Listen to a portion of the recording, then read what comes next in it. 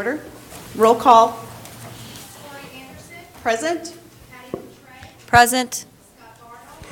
Present. Here.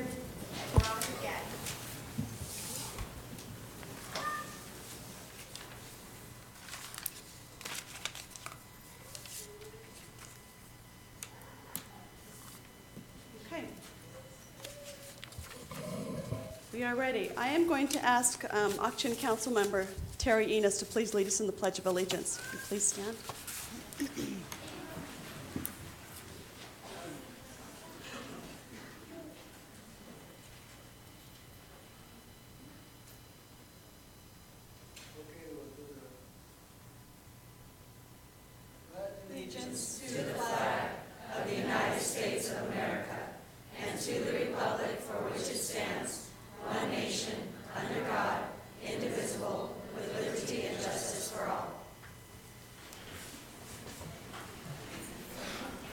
Thank you, Councilman Enos. I really appreciate that. All right, we do have quite a few people, and I am extremely excited that we have had this much turnout and this much support and people interested in what's happening in our schools. So thank you for being here. I do want to remind you that because we do have a lot of people, and it is a quite a noisy room, if you could keep your conversations to a minimal so that we can continue to be respectful and hear people that are speaking. So if you would please take that into mind, I would extremely appreciate it. Let's move on to adopting the agenda. I just have one thing to change in consent, actually two things. I need to pull off item 7B, voucher 1340, and take that out of consent. So that will move to the top of 8B, sorry, moves to the top of 9. And then I also, if you don't mind, would like to move the superintendent's report to the very next item on the agenda, because I know we have several students who are here for presentations, our Rotary students. So I would like to move that to the front, if the board members don't mind doing that, before we go into our public meeting, so that if they need to leave, they can. Those are my only changes. Adopt the agenda with those two changes. I'll second. Okay, we have a motion and a second. All those in favor? Aye. All right. Thank you very much. That brings us to our superintendent's report. Dr. Chestnut. Thank you, President Anderson, members of the board. Good to see such a big crowd tonight, and a lot of exciting things to report on, and several recognitions to pass out tonight. And so we have Rotary Students of the Month normally at the second meeting of each month, and we have 3 students that actually were scheduled to be recognized tonight. But as you can imagine, springtime, there's a lot of sports activities going on, and these students are very busy students. That's one reason they're being recognized, of course. We will have them back at a future meeting where we will be able to give them those certificates in person, so we won't have won't have Rotary Students of the Month presented tonight.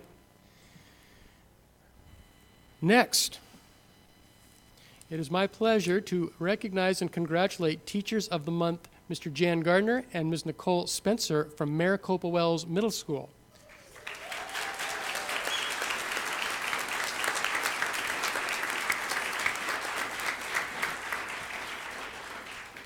I'm going to ask them to come up here in a moment, but I want to tell you a little bit about them first. 2 very special teachers that we want to give recognition to tonight. Mr. Gardner is our band teacher at Maricopa Wells Middle School. He demonstrates passion for his work every day. He's highly professional. He's very collaborative with other staff members and students. And the band program has really grown under his direction. There are nearly 150 students currently in the band. He directs excellent performances, and many times it has been said that his bands sound a lot like high school bands, which is a compliment. He provides before and after school and during lunchtime, he provides opportunities for students to come in and practice, and they get extra instruction, and he goes above and beyond the call of duty on a regular basis, on a daily basis. He's very encouraging to students and other staff, and Mr. Abel actually wrote up this information, and Mr. Abel underlined the bottom line because it's very important to Mr. Abel. And Mr. Abel wrote, Mr. Gardner also helps out in the cafeteria during lunch, which is a very big deal. So, Mr. Gardner, congratulations on being Teacher of the Month. And let me just tell you a little bit about Ms. Nicole Spencer. She teaches 6th grade math, science, and honors math, as well as 7th grade science. She has a master's degree in middle school STEM, and that is a new buzzword, and it's more than a buzzword. It's really a description of very important disciplines: science, technology, engineering, and math. And she is exposing our students to those STEM concepts as a teacher. She's been very active on getting Donors Choose grants, which is an online opportunity for teachers. And so far, those Donors Choose grants have funded a solar-powered car project and a robotics project. And she even made an appearance on Channel 12 as a result of that. She helped initiate and promote the Maricopa Wells 7th period homework help class. She partnered with Ms. Benjovic to organize the Stargazing Family Night activity, which I believe had to do with telescopes and stargazing and good science activity. And she also coaches softball and cheerleading to provide more opportunities for our students. So I'd like Mr. Gardner and Ms. Spencer to come up and receive a certificate.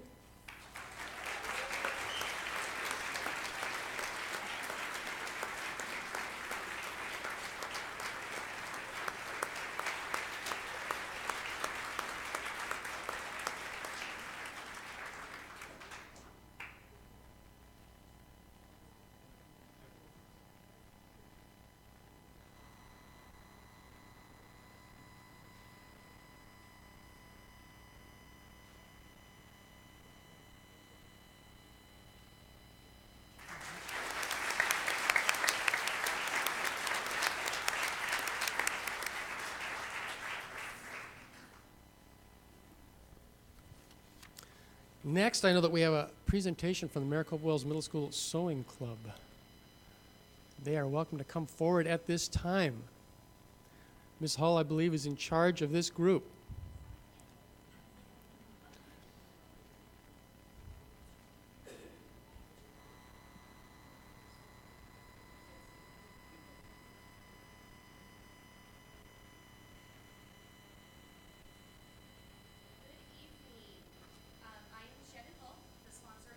Snazzy Sewing Club at Maricopa Wells Middle School. And we did summer school last summer, and then we started our program full force this year. So I have some of our kiddos here that we are bringing the district a present. So when we got together the first time for sewing, I brought in a quilt that I made out of all my Maricopa Wells and Maricopa High School t-shirts. Giant quilt, because we have a lot of t-shirts. And the kids decided, hey, let's do that. And as we were talking about it, it was decided, let's do something for the entire district. So we got all 9 schools, all of our t-shirts. Thank you guys very much for whoever got me t-shirts. I really appreciate you guys. And so then, as we were working, our president, Crystal, got done with some projects early, and she was like, I'm starting the quilt. Okay. And so she just started the quilt for us. So here's Crystal to talk about our quilt and what it means. Okay, hello, my name is Crystal, and I am the president of the Maricopa Wells Snazzy Sewing Club, and I am an 8th grader.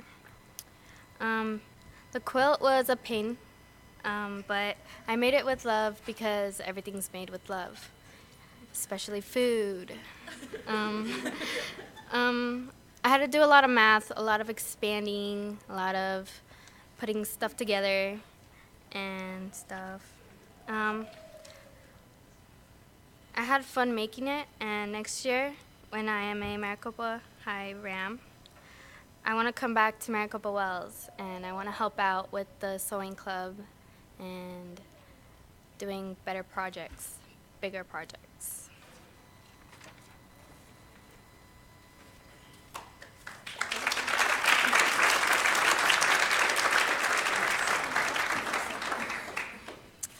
Hi, my name is Lisa, and I'm a 7th grade at Maricopa Wells Middle School. When Crystal left to be on the undefeated girls basketball team, McKenna and I looked at it and thought, why not? So we designed and sewed the top and bottom funky colors, and also attached the back. It was a lot of measuring and figured out the best shapes to go on it.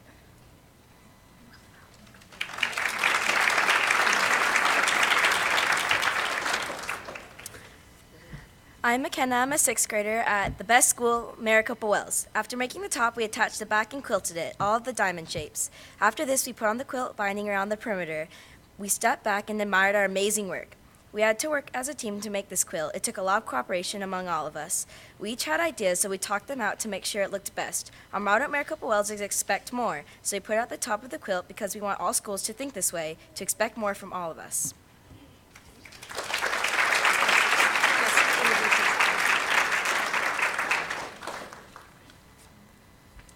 I'm Maria. I'm a 7th grader at Maricopa Wells Middle School. In sewing, we measure a lot and use a lot of math, so this helps in my math class. We also follow a lot of directions to this helps us with our reading and comprehension. Miss Hull expects the best from us and wants us to improve and make things better, so we are always learning better ways to sew. We get to be creative and have fun while still learning a lot.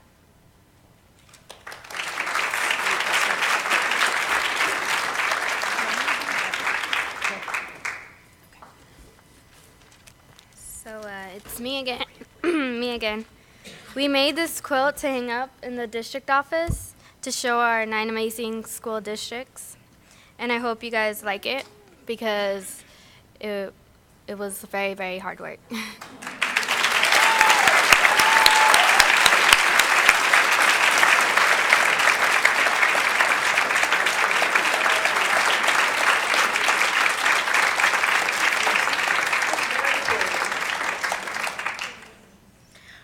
We first wanted to make you this quilt.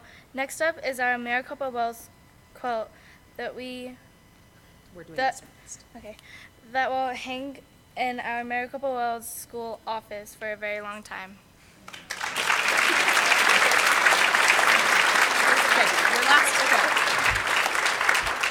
Dr. Chestnut and school board members, please accept this quilt on behalf of the Maricopa Wells Middle School Snazzy Sewers. Thank you and enjoy your quilt.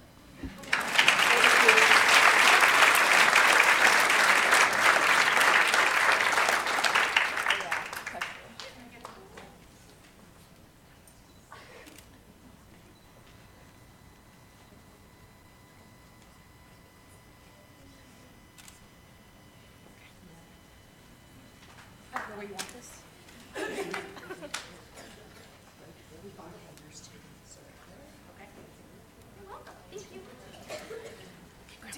Thank you very much for that beautiful quilt. We will hang that with pride, and it's very beautiful. We appreciate that.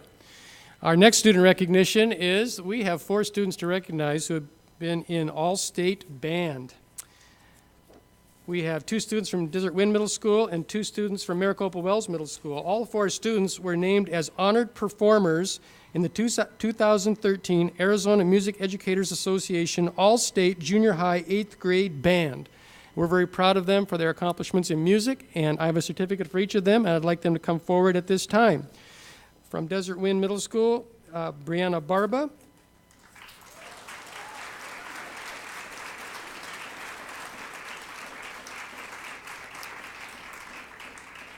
And Elizabeth Lissy.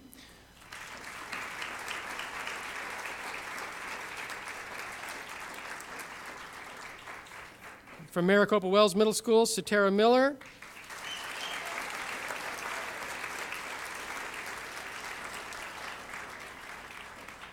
And Ariana Salceda.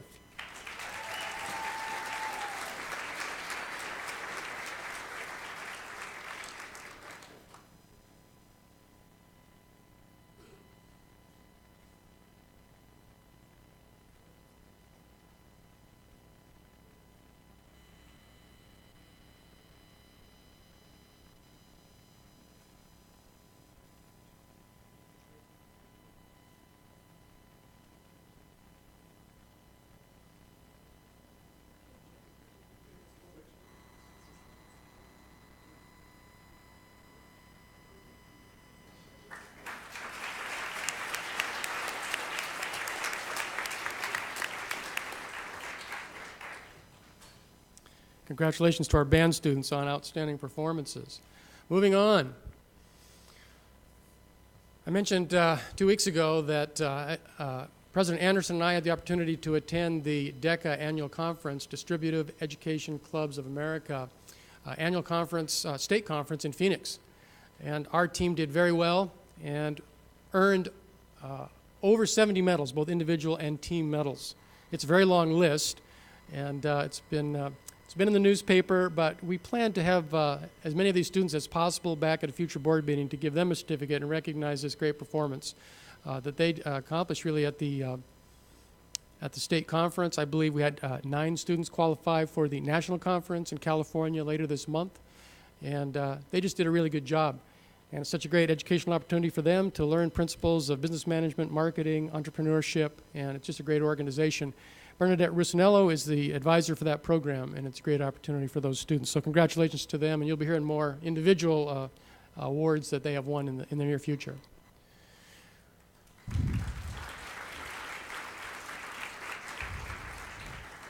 If you were at the Salsa Festival last weekend, you probably noticed a bunch of Maricopa Unified School District yellow buses running around, and that's because we were the shuttle service for the Salsa Festival. The city, it's a joint operating agreement with the city, and they pay us a fee to use our fleet. They use our drivers, and we provide those buses, and it's a great partnership with the city of Maricopa for a great community event. So thank you to all of our drivers, Fred Lagoon and the Transportation Department for making that happen. That was really good teamwork by our Transportation Department.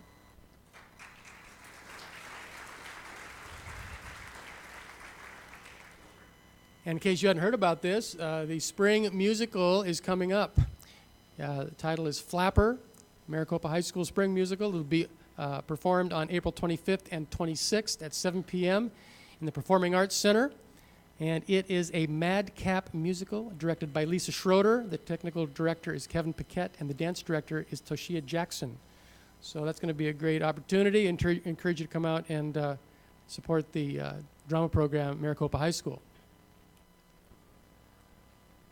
Another announcement that was just posted online today is that the 20+1 program is taking applications for grades 7 and 8.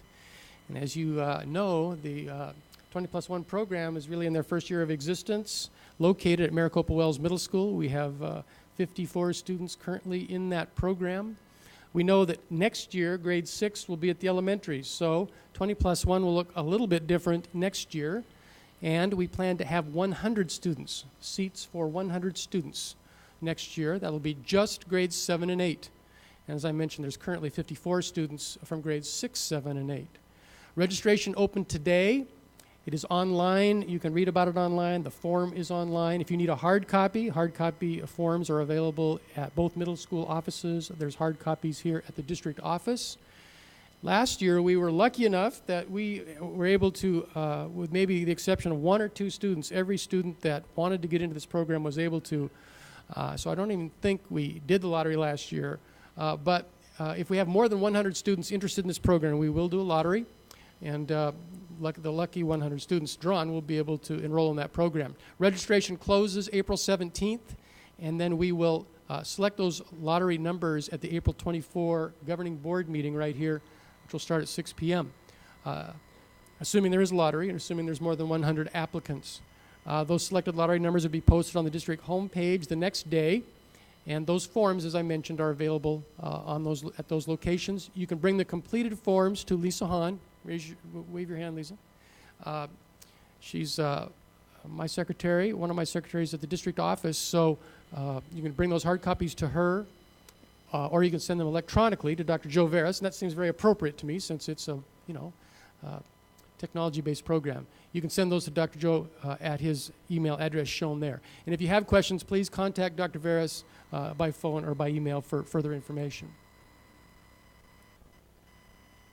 And that concludes my report. That's it. All right, that brings us to our next agenda item, which is our public meetings. Before we go into there, I do want to recognize several of elected officials who are here tonight. So we have Chairman Louis Manuel, who's our auction chairman. We have Councilman Terry Enos. We also have Councilman Delia Carlisle. Alma Farrell, who is on the CAVIT board. If you'll just raise your hand real quick, maybe. We also have City Councilwoman Julia Gussie and City Councilman Leon Potter. So thank you very much for being here. Okay, that takes us to we have 3 different public meetings that we're going to do right in a row. So let me kind of explain how it's going to go. I do have 23 people who have filled out cards to speak on the Maricopa Wells public meeting. So that means that you've all got about 2.5 minutes. So if you can be respectful of that, I am going to have Mr. Beckett is going to help be our timekeeper, so he'll tap you on the shoulder. And that's just so that those people who want to speak, they all get their time to speak. So please be respectful of that. And then after that, we will do the next public meeting, which is about the 6th grade boundary changes, and that's just to incorporate them into the elementary schools. And then we will go to our regular call to the public. So if you have any more of these to fill out, if you want to go ahead and fill those out, then get them to me. At this point, we will go ahead and open our public meeting for comments for and against the closure of Maricopa Wells Middle School and the changing of Maricopa Middle School boundaries. Anyone wishing to make comments, please fill out the card. Please make sure you address the board respectfully and that we do not make our comments derogatory to anybody personal. So we cannot make a response, but we will keep the list so that if we need to follow up, we can do that. So with that, we will do our first group. We have Treva Jenkins, Shelby Rostas, and they've asked to all go together. That's why I'm bringing them all up. Suzanne Grinnell, Amanda Pinkstaff, Jeff Thudium, Thudium, I was close. Nicole Spencer, Janice, I can't read the writing, Belave. Did I say it right? Shannon Hull, and Marie Bailaruki. All right, so remember to keep your comments to the 2.5 minutes so that we can get everybody through the time.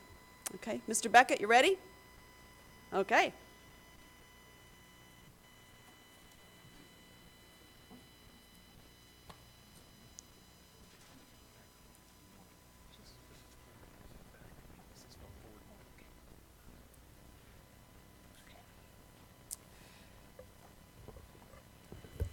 Good evening, and thank you, board members and Dr. Chestnut, for giving us this opportunity to speak briefly with you tonight. The last time the board met, it was requested that individuals speaking before the board please come with solutions and suggestions on how to reconcile the budget issues we are facing as a district. I appreciate that, and I respect your wishes. So that is exactly what we will do tonight. Our recommendation not only balances the budget, but it does not sacrifice the quality of education that our students are accustomed to receiving. Our goal as a district has always been to put the needs of our students first. We understand that the board and our superintendent are being faced with difficult decisions of unprecedented magnitude.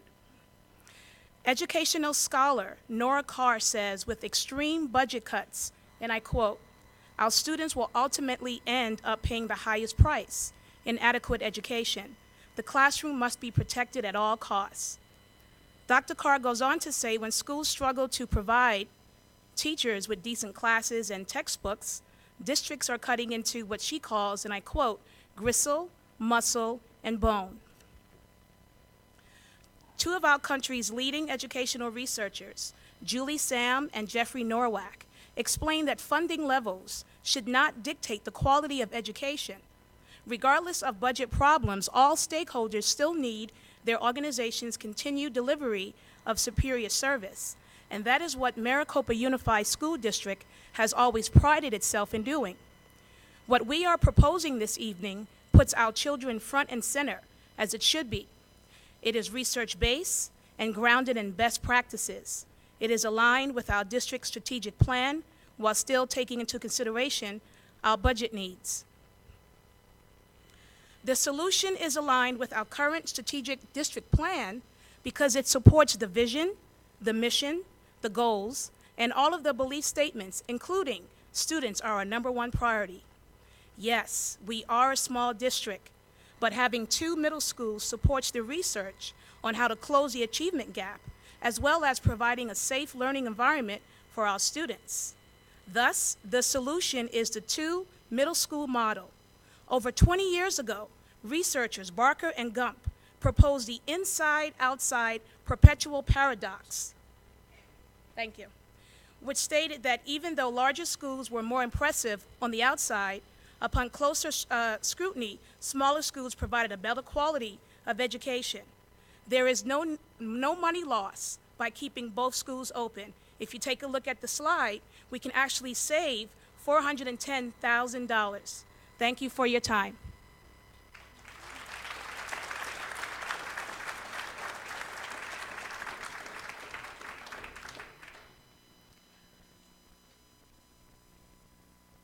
Can I go back to the slides that were there?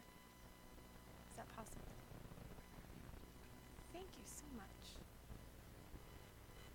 Good evening. I'm Shelby Rustis. Thank you for having us tonight. The 2 middle school plan that you see up here that Ms. Jenkins was just speaking about is financially feasible, and I would like to show you how that will work. For the past several years, every teacher in this district has made many sacrifices at all levels, including the lack of salary increases. You will not be able to find a single teacher in this district that would put their needs before the needs of the children. In the proposed recommendation from the Budget Committee, there is a suggestion to provide teachers with a 1.5% pay increase and a 2% increase for classified staff across the board. This recommendation is very much needed, deserving, and a long time coming. It cannot be stressed enough how committed and dedicated our teachers and classified staff are in this district. They put in hours of selfless service each and every day. However, if you postpone this increase just until we get over this fiscal hump or until our funding is stable, which is likely to increase with an improved economy, and you follow the remainder of the suggested recommendations from the Budget Committee as displayed on this slide, you'll actually eliminate the need for a school closure in such a small, tight-knit community. If you focus on what's highlighted in red, you'll see that postponing the increases would eliminate the need for the school closure. With this suggestion, you're now looking at the total funds needed of only $1 million. And without the pay increases taking effect next year, we would actually save $1,031,000. I would even say after waiting an additional year or two, if the funds are there, to take the steps and the percentages up even higher for the teachers and classified staff. As teachers, we have gone without a pay increase for the past 5 or 6 years now. If it means providing the best quality education for our students, then what difference does another year or two make? As teachers, as a district, and a community, we have always put the needs of our students first and must continue to do so. Thank you for your time and your consideration.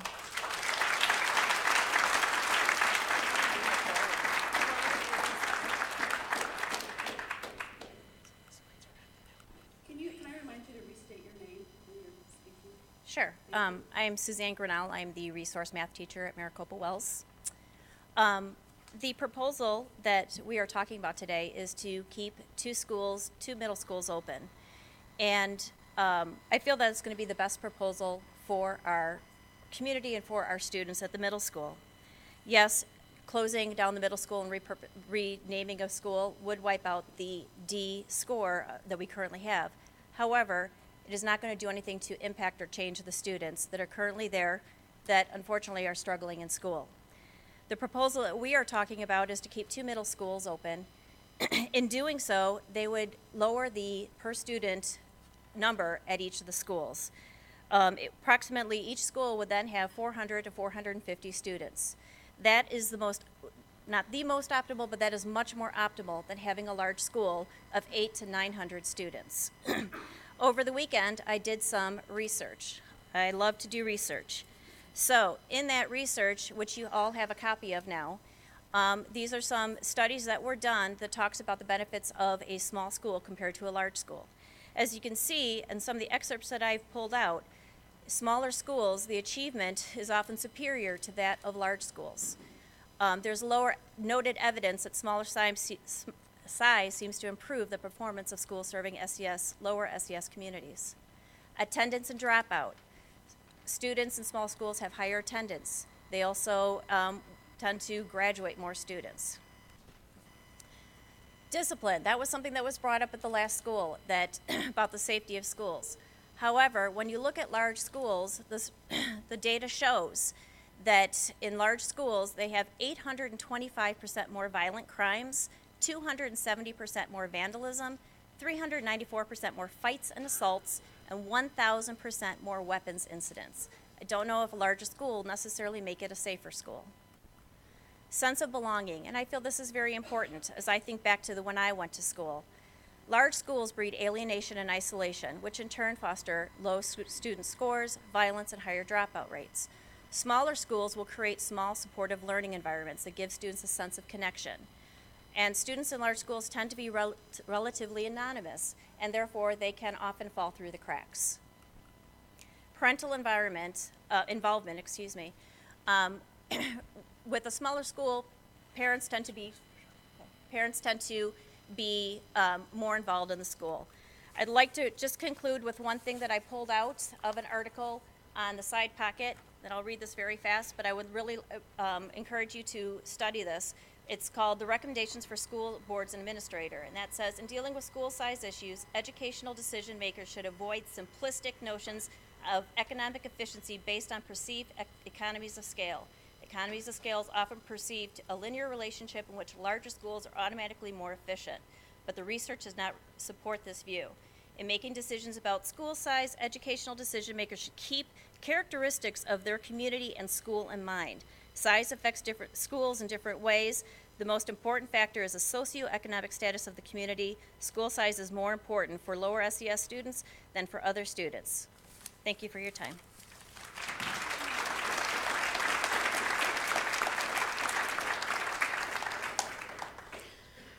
Good evening. I'm Amanda Pinkstaff. I teach 7th and 8th grade science at Maricopa Wells. And I'm going to speak about the relationship between the middle schools and the high school. As an 8th grade teacher and coach of 3 sports at Maricopa Wells this year, I've had the pleasure to see firsthand how the proximity of Maricopa High School has had the effect on Maricopa Wells. Between high school volunteers coming to our school to help with sports assemblies and day trips to Maricopa High about the transition to high school, and the opportunity to walk to the high school campus and be involved in after-school activities, I have witnessed a sense of unity and pride between the 2 schools. During my time coaching this year, I have also had many students and adult volunteers come to Maricopa Wells from the high school to help out. The high schoolers use this as the opportunity to complete volunteer hours for graduation. They also are able to instill a sense of responsibility and leadership to our students that prepares them to become student athletes and understand expectation for high school sports and academics. I've had many students come to me hoping they'd be able to do the same thing at Maricopa Wells next year, but they will have been denied that opportunity if we don't keep it with the 2 schools. The opportunity for our students to be easily involved in activities that happen at the high school is also a benefit to keeping both schools open. Carnivals, Friday night football games, basketball games, concerts, and club events are all activities that our students are able to attend because Maricopa Wells is a walking distance to the high school. I believe it is important for that positive relationship between the 2 schools to continue because it will benefit our students when it's time for them to be involved in high school. And that is all I have. Thank you.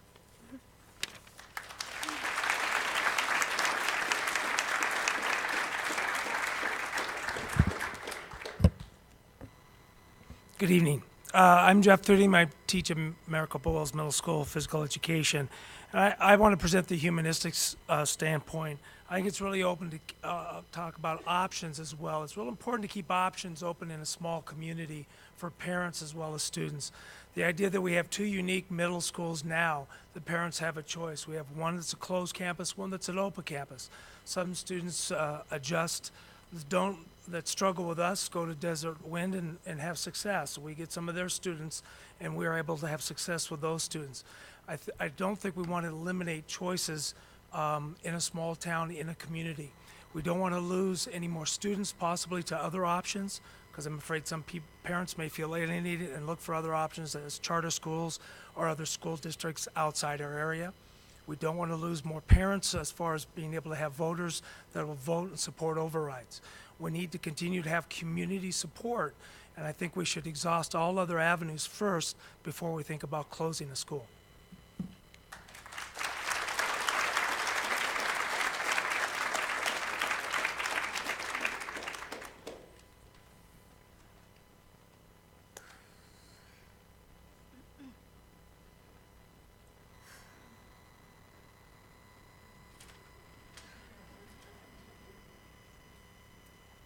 Hi, I'm Janice Bellavance. I'm one of the life skills teachers. I teach the advanced life skills, and I have students from both Maricopa Wells and Desert Wind. I'd like to talk about the needs of my students and why the life skills classroom on the Maricopa Wells campus is so important for their school success. Classrooms for life skills were tailor-made for our students. They're bigger than the regular sized classroom because our students need the extra room. Our students are already dealing with difficulties due to their unique needs and need space for better focusing, making good behavioral choices, and the ability to move about when they need to, and being able to use the 2 smaller attached rooms to regroup themselves and or to finish work. These are all necessary and successful interventions. Our life skills classroom house many different types of learning materials essential for different learning levels of learning taking place. We need all of our bookcases, our cabinets to hold our many materials. We have 9 tables in my room, each long enough for 2 students to share, but room to move. They have 2 tables holding 6 computers, a document cam, and 3 other larger tables, which we use with our students on a daily basis. We have a breakfast in our room from the cafeteria each day for 18 students, and have a refrigerator, microwave, toaster oven, sink, counter, dishes, pans, and a washer and dryer, and the other life skills with a stove as well. After lunch, they can access the fenced-in garden out in the back of the classroom by just opening the classroom door. At the same time, staff can monitor their outdoor activities, which often include jogs around the building between classes. Over at Desert Wind, staff will need to go outside with the students through a separate exit. My students need constant supervision, but they also need every chance they can to be independent. At Maricopa Wells campus, they're able to navigate the campus without staff right beside them because they can be seen quite a distance away. They can run ahead with their friends and feel like an independent student as they're going to lunch or general education classes. On the Maricopa Wells campus, they can access the least restrictive environment for themselves personally. We also have a large bathroom that has a changing table if needed for students confined to a wheelchair, shower, sink, toilet, and cubbies. Most of our students go to PE for their elective and they don't go to the locker room to change out. They use our large bathroom and they put their clothes in the cubbies during PE and then change again when they return. Each student is an individual with modifications that need to be personally addressed each day to reach their goals. Just the few accommodations I've mentioned are reliant on the classroom environment in the life skills classrooms at Maricopa Wells Middle School. Thank you very much.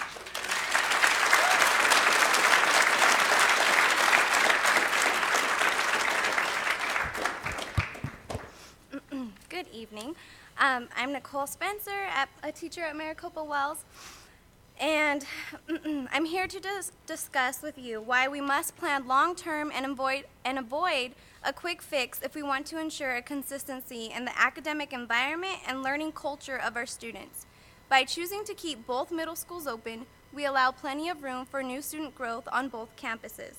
With only one middle school open, we will quickly exceed maximum student capacity, and it would not allow the room needed for new students entering our district. The current new student enrollment for our districts at the middle school level this year is approximately 45 students. Combined anticipated population for one middle school for the 13-14 school year is 867. At this current growth rate, however, we would need to reopen a second middle school in as little as 2 to 3 years. By having to reopen a second middle school in such a short time, you will again provide a huge inconsistency and disruption among our students' academic environment and learning culture that could take years to recover from. Is it right to say that reopening a second middle school will be costly in the long run and our quick fix plan would have cost us more money than it saved us? And does one overcrowded middle school mean parents will prefer to send their new students to a smaller charter school, or that we will lose money per every potential pupil we could have? Please keep in mind that with room to grow, we will roughly gain $225,000 per year at our current growth rate for new enrollment students. By closing a school, we risk losing the money from new student enrollment and possibly from students currently in the district that would choose to leave. By keeping both middle schools open, we'll be able to start the 2013-14 school year with 2 well-managed schools with a smaller student population and room for growth. 2 schools with established procedures, history, and an identity to which students belong. Excuse me.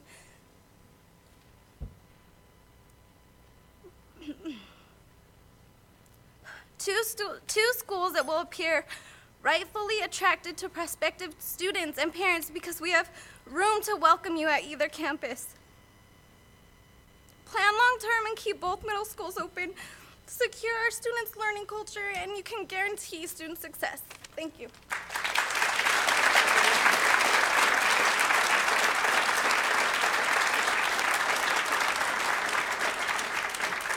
Hello again, Shannon Hall. I teach pre-algebra at Maricopa Wells Middle School. I'm here to talk about athletics and activities. As a former athletic director, this is near and dear to my heart because the more kids we have involved, the better. We all know this. We want to have our kids involved in athletics and activities. It helps out in all aspects of their life. The more kids also means the more parents that are involved. And since that is a district, that is a school goal, we want to keep those parents involved as much as we can. When they are involved in athletics, when they are involved in activities on campus, they are keeping their grades up. They have to in order to participate. So we want to encourage that. As a former athlete myself, that was the only way I got through school. So I really feel for those kiddos who need sports. Currently, we have 2 football teams with about 40 to 50 kids each. If we only have one school, that'll be cut in half. So what are those other kiddos going to do?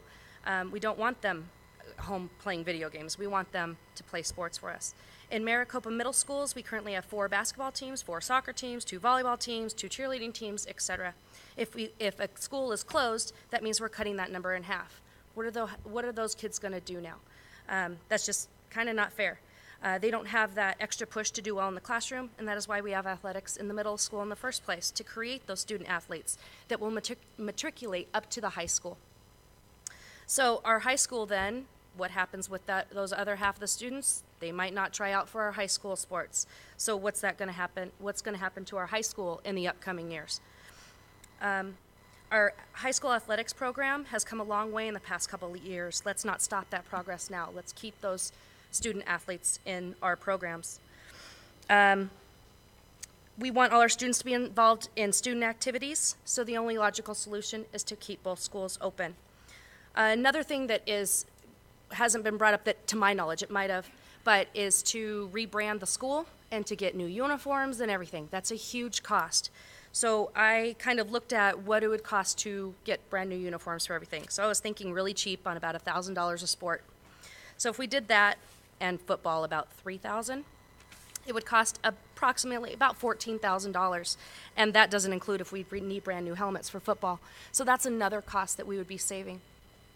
Along the lines of student activities, just speaking of student council, National Junior Honor Society, drama, band, all those things. Thank you, sir. All these clubs have big memberships at both schools. When you have huge clubs, you don't get that personal relationship with those kids, and they might be more apt to drop out. So we need to keep those clubs to get our student leaders. I want to send up to the high school 2 big groups of student leaders instead of 1 group of student leaders. We need that in our high school. We need good leaders in our community and on our campuses. So the only logical solution, keeping both schools open. It's the only decision that keeps our kids' best interest at the forefront. Send a message to our parents and our students that they matter and what we want is for the best for them. Thank you.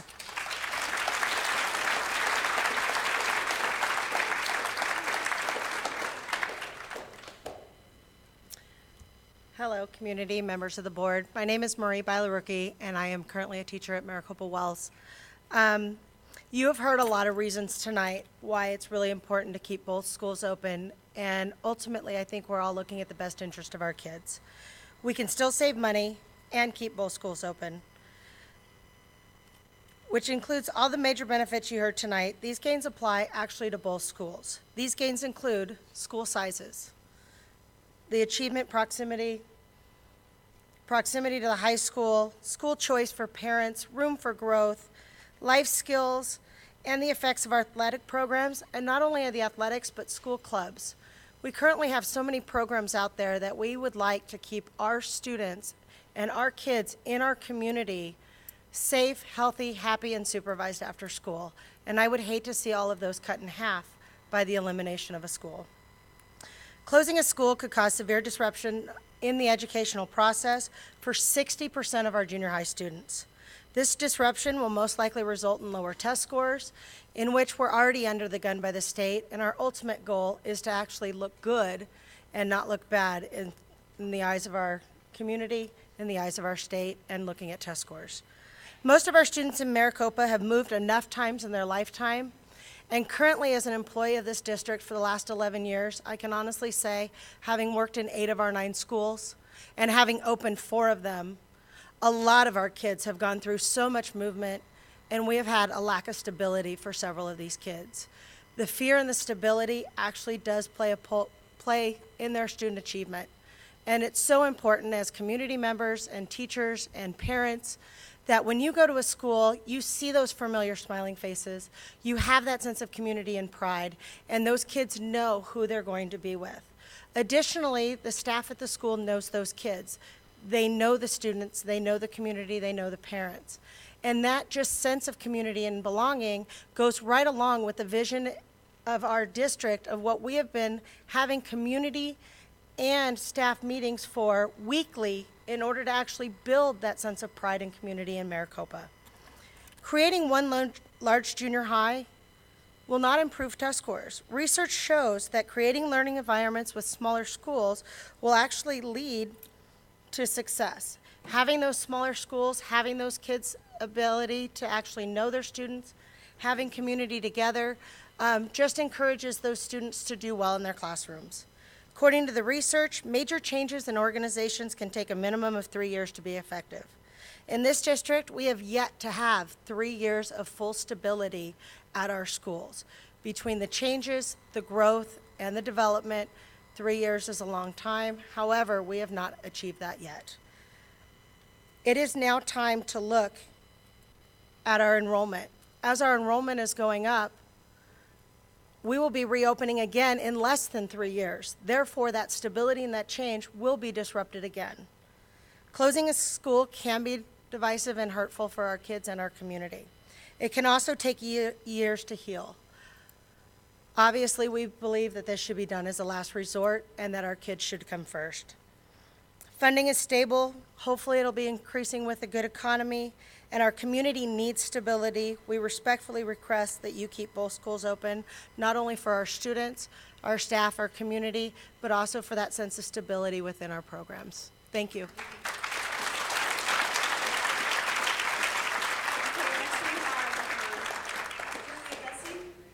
And then Todd Mitchell and Anne Marie Antone.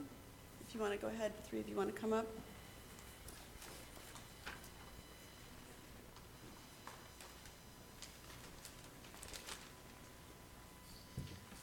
Good evening, board members. Good evening, everyone. My name is Julia Gussie. I'm a proud parent of a Maricopa Wells Panther student. He's a 7th grader and part of the 20+1 program that's been going great.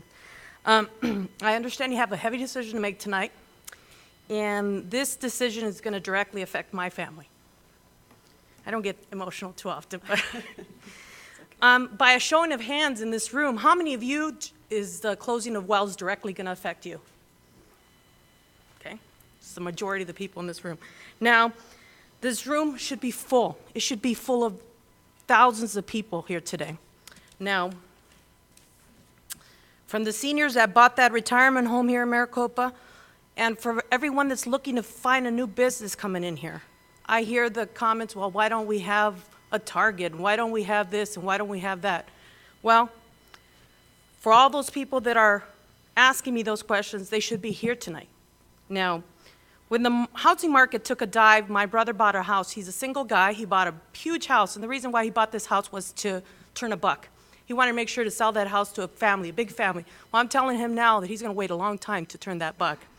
So the closing of Wells is not only going to affect the housing market, it's going to affect all new businesses coming into town. It's going to affect the unemployment rate. It's going to affect so many factors here in this community. Now, I didn't mince words when I spoke to the superintendent, and I told him that in order for our city to progress, we need a great school. Not a good school, but a great school district. Now, unfortunately, I don't have any solutions for you tonight, but I'm not here to discourage you either from the decision that you're going to have to make. I am here, though, to encourage the entire community to get more involved. Accept no more apathy from the community. We all need to work together to make our city a great success. Thank you.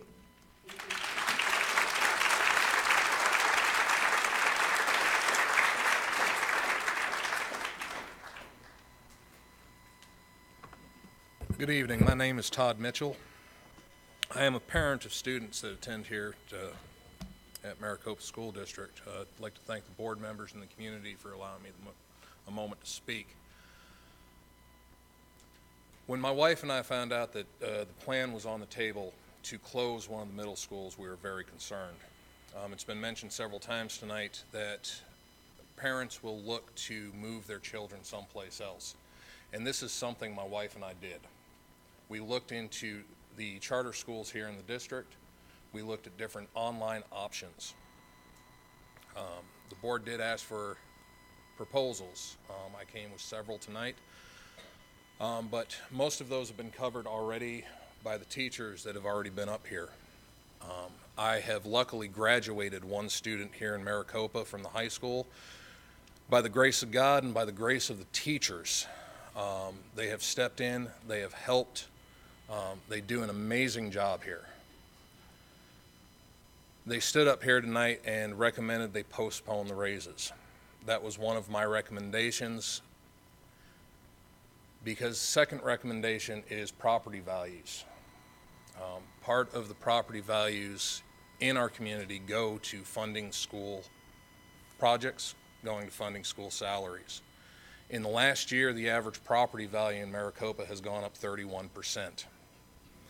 With the opening of the auction entertainment complex, those property values would continue to go up in the foreseeable future, which means additional revenue for the school district. If we can postpone raises to a point where revenue compensates for that, the teachers can get a larger raise. Our children do not have to sacrifice. And that's who is sacrificing here, the children. And I'm just about out of time, so that's all I have to say. Thank you for your time again.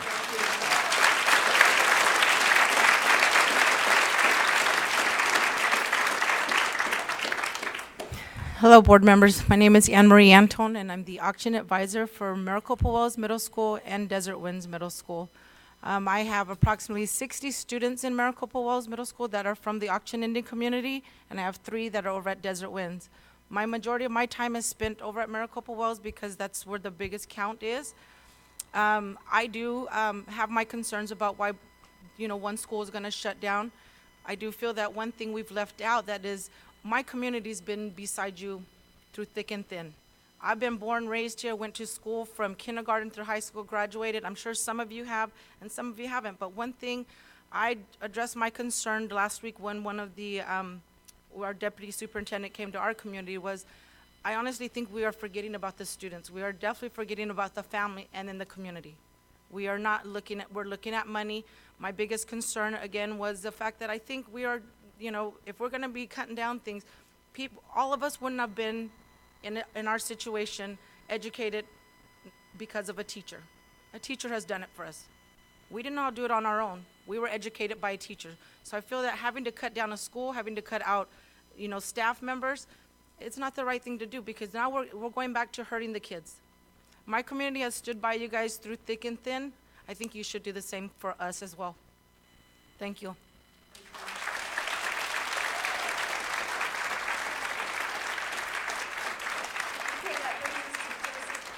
Joseph Rice, Janelle Mason, and Margaret Jackson.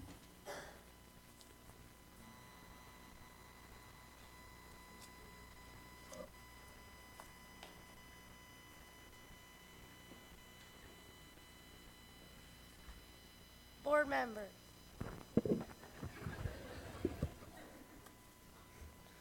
Board members, Dr. Chestnut.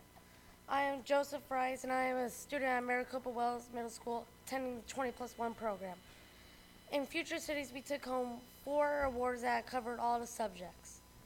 We took home technology with the AIA Architectural Awards, the award Distinction, which combines all the subjects. We took home science with the Walton Most Sustainable Community Award, and we also took home the Best Essay Award, which combines the English and the science. And I also want to say that I've been looking forward to coming to Maricopa Wells for more than 6 years, and I have a sister in first grade that wants to go there, go to 20+1, and be a part of the excellent program. And I think if we keep both schools open, that Desert Winds can get into the Future Cities competition, and they can have their scores go up as well. That's all I have to say. Thank you for your time. Dr. Chestnut and the board.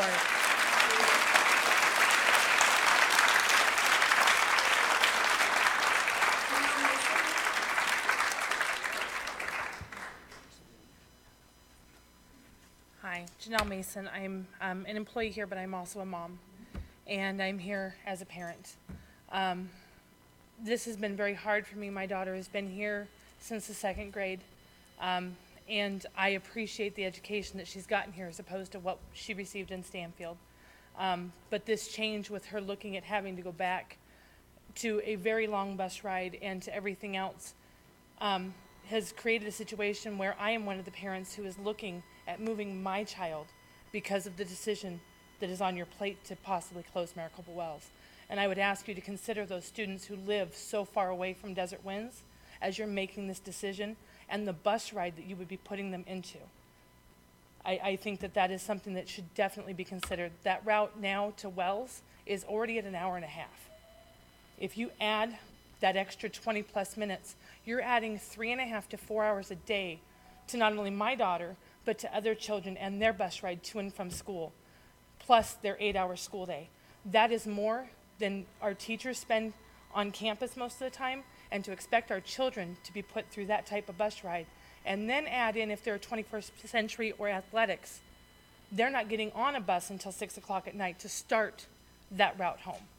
And I don't think that that is fair to these students, and I don't know that that is something that's been taken into consideration, but I think it needs to be. And as a mom, I have to take that into consideration for my own child and look at putting her back in Stanfield if that decision goes forward. Thank you. Thank you.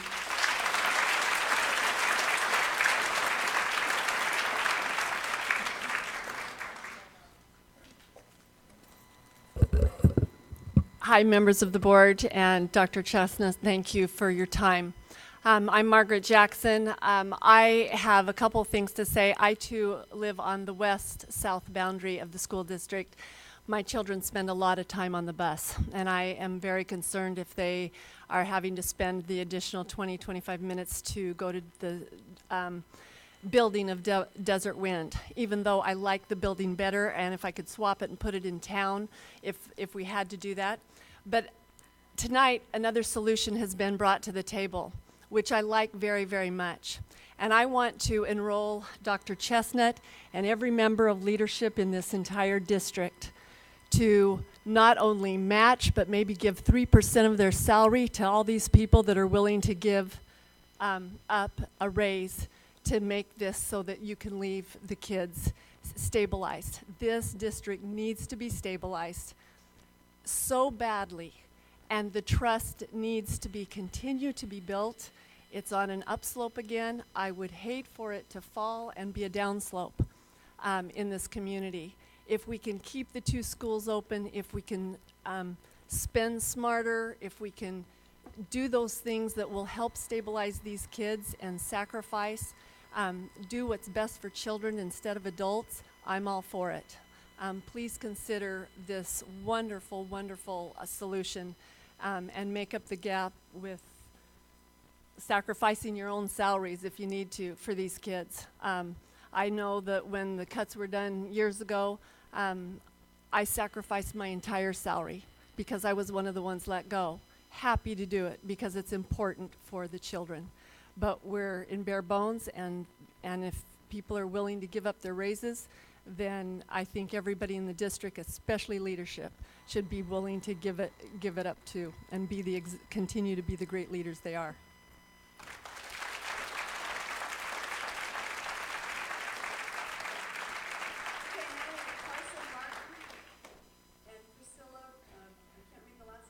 Benke? I don't know if I said that right. Stephanie Lee. and Mary Grace. So Carson, you're up. Hello, board. My name is Carson Martin. I am currently an 8th grader at Maricopa Wells. And the decision to close down Maricopa Wells isn't, well, you're going to hear many things from not only probably regular students, students that are maybe struggling a little, but I've seen it all. I'm a strange student. I've been in Maricopa for as long as I can remember. And I've lived in Ak-Chin, I've lived here, I've moved and moved, but the decision is going to affect my family, which my little sister right now is in 5th grade, and she wants to come to Maricopa Wells because she's heard all these good things about it. And my older sister, she's not older than me, but oldest, is she's in 6th grade, and she's currently doing band, and she's done volleyball, softball, all these different things, and I want to know that they can come to a school that I've known for a while. I know the teachers, some of them I like. All of them are good though, they're all really good. You gotta give a hand to them. But I wanna know that I can trust my sisters to go to a school that they can depend on, filled with people that I've known before. Me and one of my friends, we always help out as much as we can. I've been to an after-school program or two, and I know the school would be good, so I just wanted to stay to where we can keep it open and make sure my little ones can come to a place that I know they can trust. Thank you.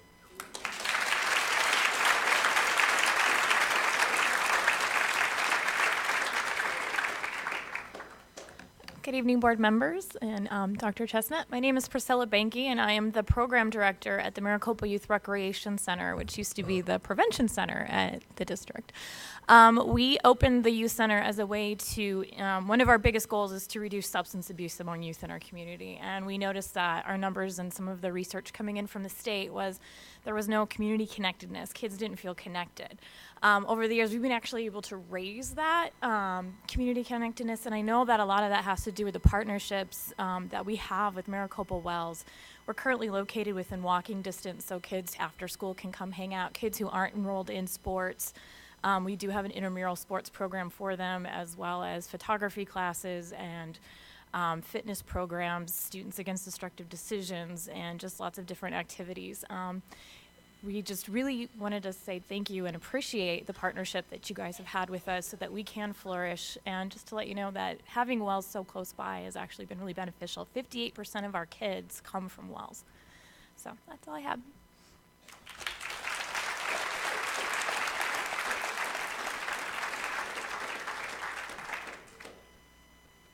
Hi, my name is Stephanie Lee.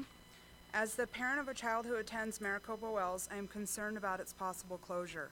My son has ADHD and requires a lot of attention. Presently, his class sizes are almost 40 children per teacher. He currently does not qualify to be in an ED classroom, so he must attend normal classrooms. The amount of children per class is overwhelming to him, and he is unable to focus and do his work. He has already been moved out of PE because of the class size, and I'm concerned that in combining these two schools, that the class sizes will be too large for him to handle and his education will suffer. My son also suffers from asthma, and I am concerned that with the air quality being worse over at Desert Wind, that his asthma will get worse. Every time we drive by the cows on the Casa Grande Highway, my son has major cough attacks and will go for days with breathing problems. This causes him to be less able to focus and disrupts the class when he has to cough a lot. Currently, he has not had these issues, and if required to attend Desert Wind, this will become a possibility. I moved into a house right behind Maricopa Wells so that we could be close enough to his school so that I can be there quickly if he needs me, and so he can walk to school. My son has previously been kicked off of the school bus because he cannot sit still long enough, and the bus driver felt as though his safety was at risk. If Maricopa Wells closes and he must attend Desert Wind, he will have to ride a school bus, and I am concerned that he will not be able to tolerate the demand for him to sit still on the bus, and he will be kicked off again. I know that at the age of 7th and 8th graders, the need to fit in is extremely important, and they tend to do so by fighting each other to show how tough they are and how cool they are. If these two schools were to combine, I am concerned that in the narrow hallways, the children will surround the fight, blocking off teachers' access to these students, and their safety may be at risk. With my son's ADHD, he is one of these children who likes to show how cool and tough he is by fighting, and he is not very big at 66 pounds. Most children could really hurt him, and I am concerned that in the delay of teachers being able to get to him, the damage caused to him will be more than the current bruised ego that he receives when he fights. We currently are trying to help him find other ways to deal with trying to fit in, but with his ADHD, he mentally does not understand how to stop and breathe and choose a different way to handle himself. I know that we are facing a budget deficit, and this is a very appealing way of fixing this problem, but I think that we are looking at dollar signs over the education and safety of the children in this town. By combining these two schools, our budget will be better off, but I believe that our children will be the ones to bear the burden. If Maricopa Wells is closed, then I'm going to have to seriously consider pulling him out of public school. I know that if we took some time and really looked into other ways of dealing with the deficit, we could find another way to cut costs other than closing down Maricopa Wells. Thank you.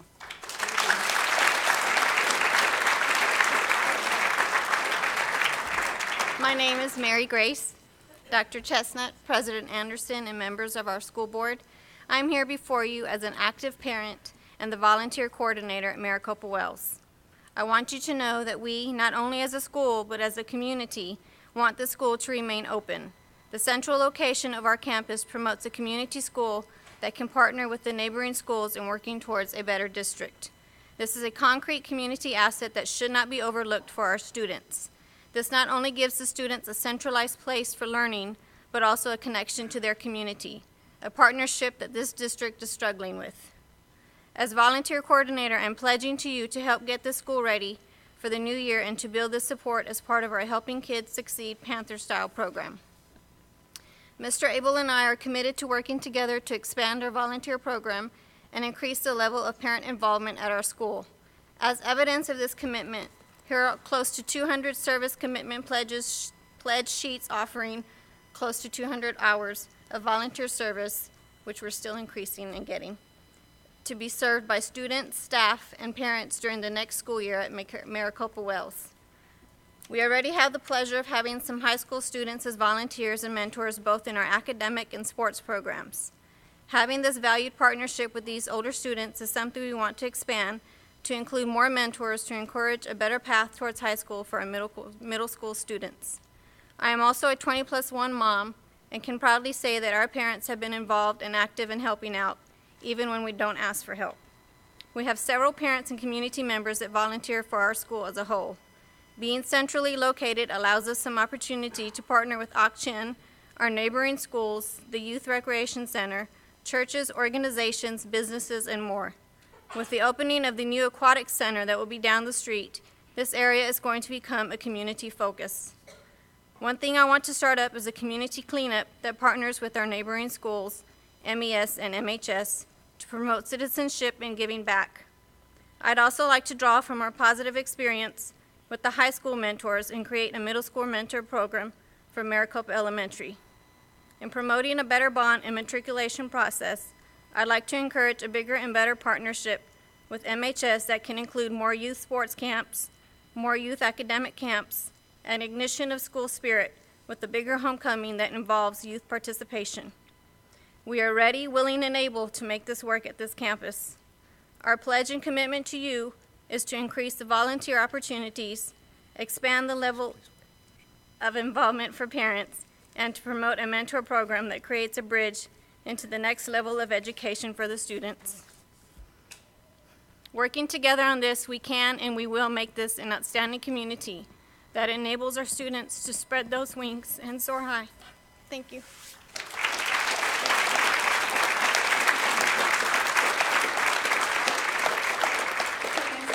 Carol Schrock and Marilyn Hennegar.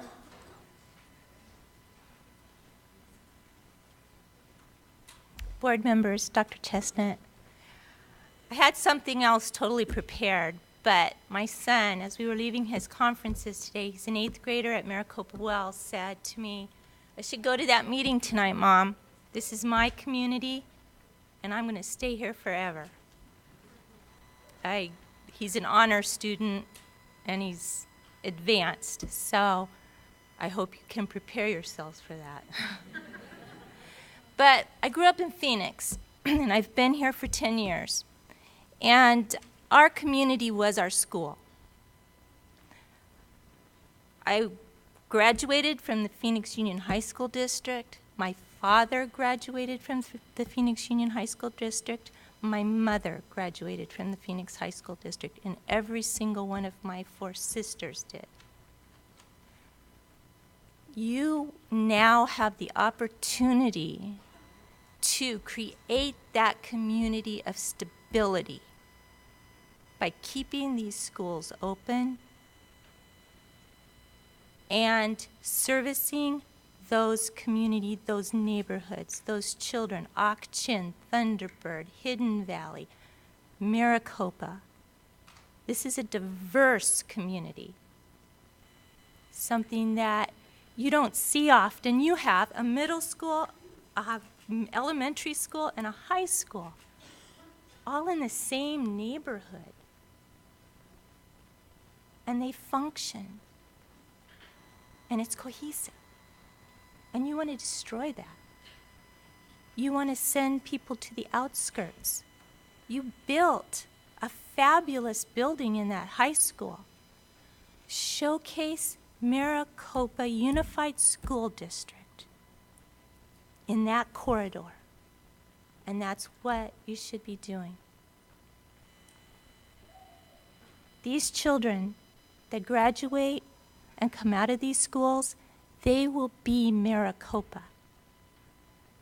And when those teachers and the economy stabilizes, and prepare now, because I think the community members are going to expect that they will get the raises and salaries that they so rightfully deserve.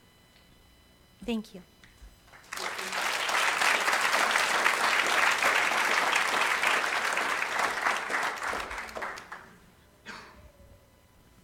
Hello, my name is Marilyn Henniger, and I'm here speaking for Maricopa Wells.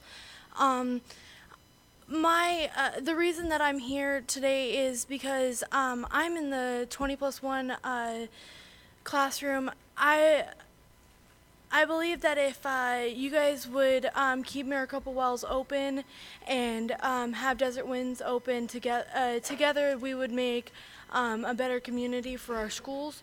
And every student would have, basically, they would have time to, they would have time to themselves, and they would be able to not be in such a cramped area. And if they're in such a cramped area, sometimes kids aren't able to focus. I am one of those students, and my mother thought that it would be a easier situation if I was in 20+1 because they have such a big open area. They have 2 classrooms, and you can sit and do your work, and you don't have to be bothered by other students. And I've actually done very well in the program, and if you have both of the schools open, they would have more room to breathe, I guess you could say. They would have a bigger space to do their work. They would have elbow room to write on their papers, type on their computers. But that is one of my main reasons for being here today. I think that if you keep both schools open, that we would have a better grade level. But higher grades in both schools. But if you were to put them together, that the students wouldn't be able to focus because they would have more and more students cramped around them. And that is basically all I wanted to come and say. Thank you.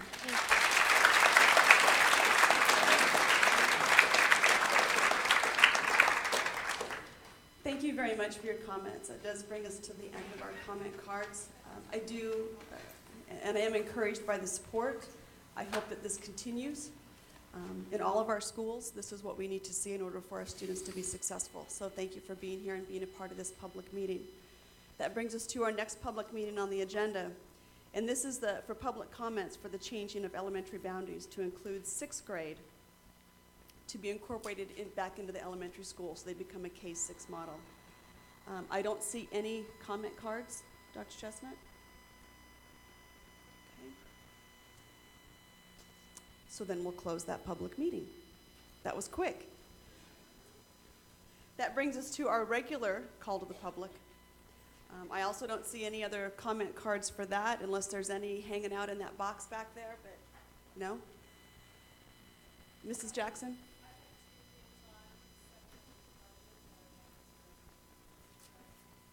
Oh, I thought you covered that with your other one. Okay. So, Margaret Jackson, go ahead and come up. Thank you.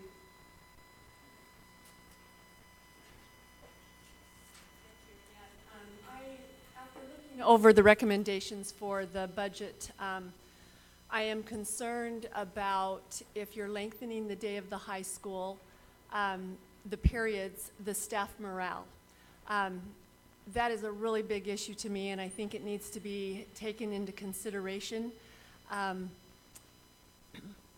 don't know that everyone on that issue will be as vocal as I am,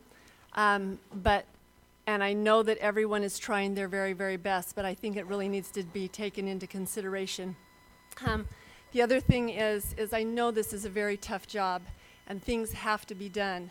And I know that there has been talk about having a override again. I am asking that we do things that will build trust and do stability before we ask for another override. There are many people that support the override, but there's not enough, and we've found after several elections, there's not enough of people that believe this district is stable. It is getting there. We want it to be stable. We have an opportunity to continue to make it stable and make it great. And I believe in this district so much. But please, let's concentrate on as much stability that we can. Thank you. Thank you, Mrs. Jackson. Again, thank you very much for being here. I hope you'll stay for the rest of the meeting. It's nice to have people in the audience, so thank you. Okay, that takes us to our item 6, which is the governing board member reports. I do have something, but I was going to open it up to my fellow board members first. No? Mr. Bartle? No. Okay. A couple of things. I did attend, the band had a percussion and dance, what do they call them? They're not called dance. They're called, thank you, the Winter Guard. They hosted a regional, and there were several schools there.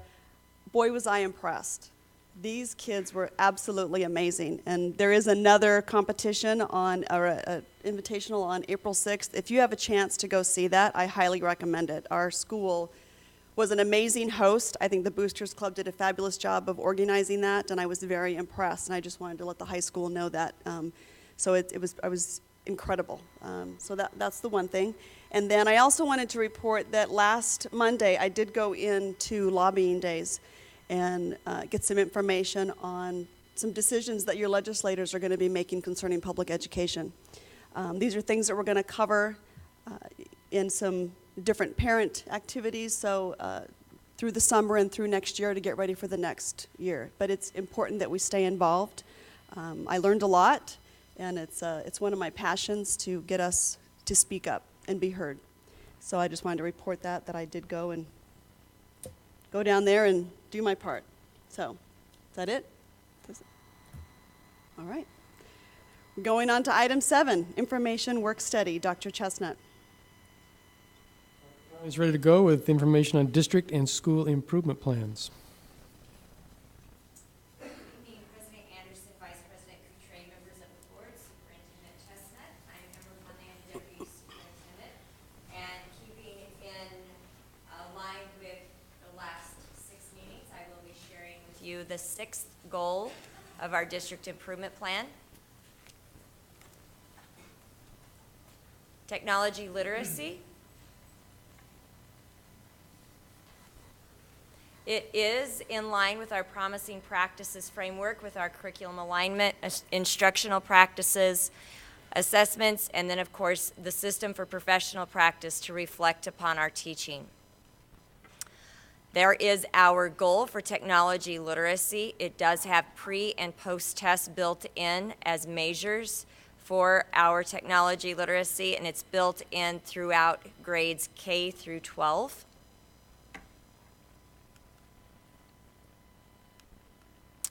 And within that, you have 4 strategies and action steps, which are the infrastructure, student learning, leadership, and the preparation and development of teachers that will achieve the goal that has been established. So again, goal 6 of 7 goals that makes a wraparound with our district improvement plan. Questions? Okay. The assessment testing, what is that? What is that? Yes. Okay. The technology department, first of all, does some feedback surveys. So we do receive some assessment surveys from our students, our teachers, staff, and our parents. So we use that information to look at our development.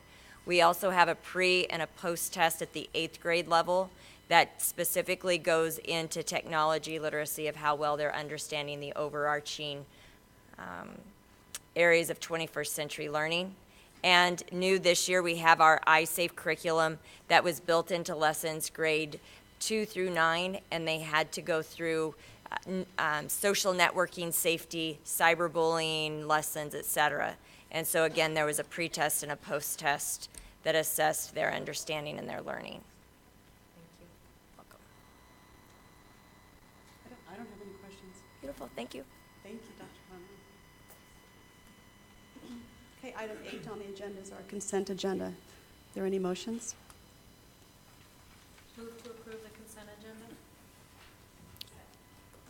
There's a motion and a second to approve. All those in favor? Aye. Opposed? Motion carries. Consent agenda is approved. There was a previous item that was pulled from consent, and that is voucher number, it's in item 8B, but it's voucher number 1340. And President Anderson, I'm going to recuse myself from this item since it deals with my company and allow you all to talk about me behind my back.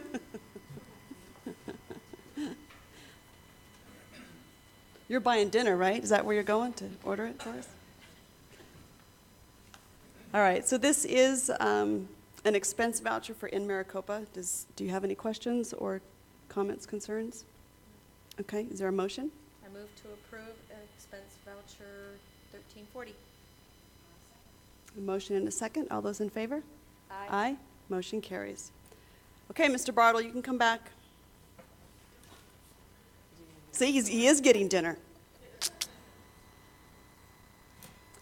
All right, we'll go ahead and go to item 9A, which is discussion and approval of the personnel schedule, and that would be Mr. Beckett. Thank you, Member Anderson, President Anderson, members of the Governing Board, Dr. Chestnut. You have the personnel schedule in front of you tonight. If you have any questions, I can answer them at this point in time. I do not. No? Okay. Is there a motion? I move to approve the personnel schedule. Motion and a second. Is there any discussion? Okay, all those in favor? Aye. Opposed? Motion carries. HR schedule is approved. Item B, discussion and possible approval to request 8th grade promotion certificates from Pinal County School Superintendent Office for Maricopa Wells and Desert Wind Middle School. Dr. Chestnut, did you have additional information on this? They are willing to provide the certificates for free. It just takes a board action to request it. Huh. Okay. Discussion, motions?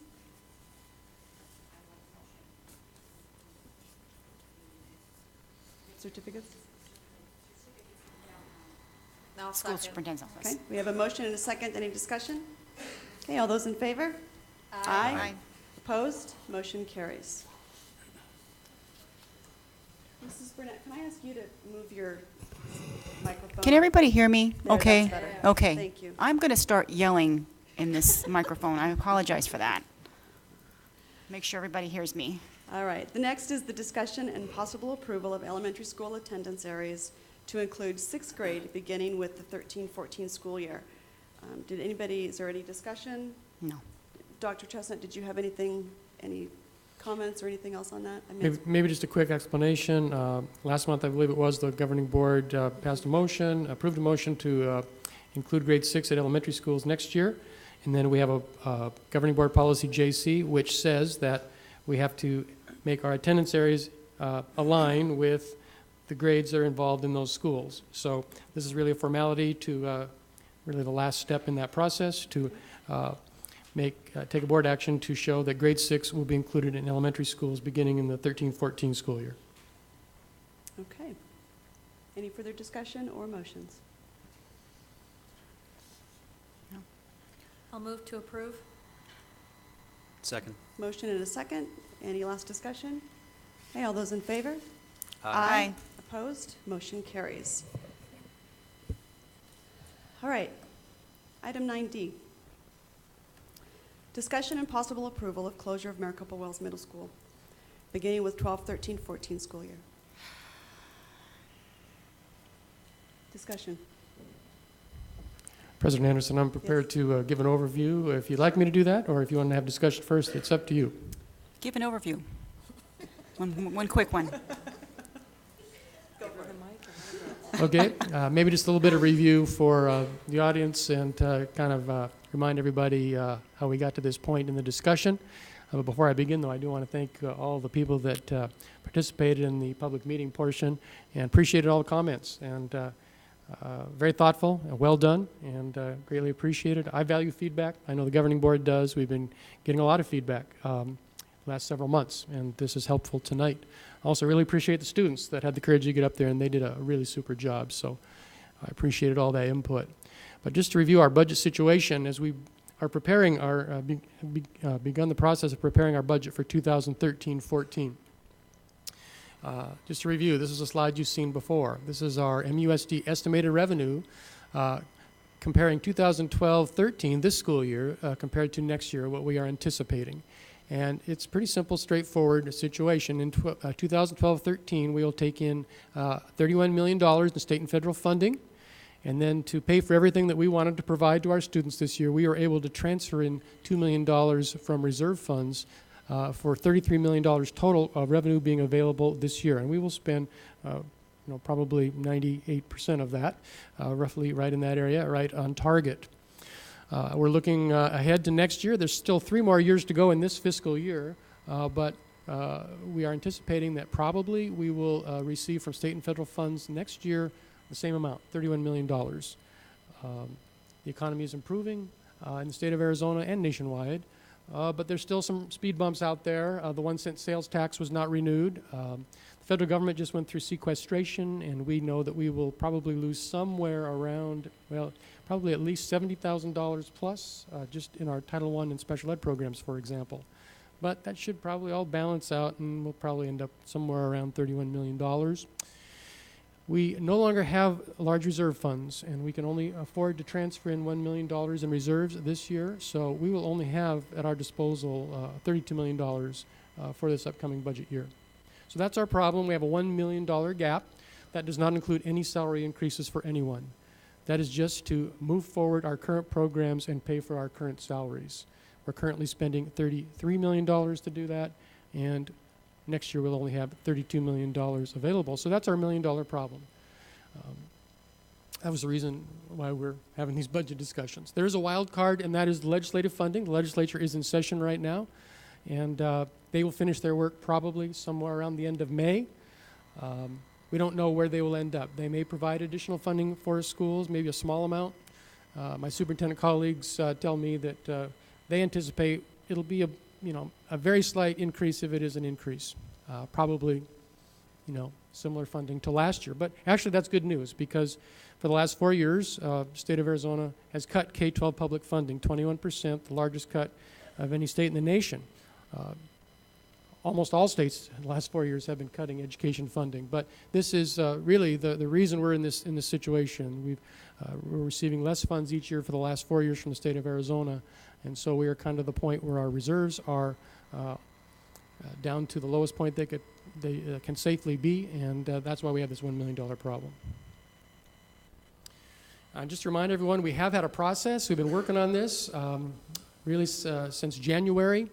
We had a budget committee, had their first meeting on January 15th, and they did a really nice job. They came up with some good creative ideas on how to move forward on these issues. I started having superintendent coffees, had the first one on February 6th, and trying to have one each month. I've had good feedback. Each of those meetings has been for the purpose of gathering feedback from people that participate on these budget issues. On the 19th of March, you can see there the budget committee recommendations were put online, and they're on there now on our home page. It's about the third story down from the top.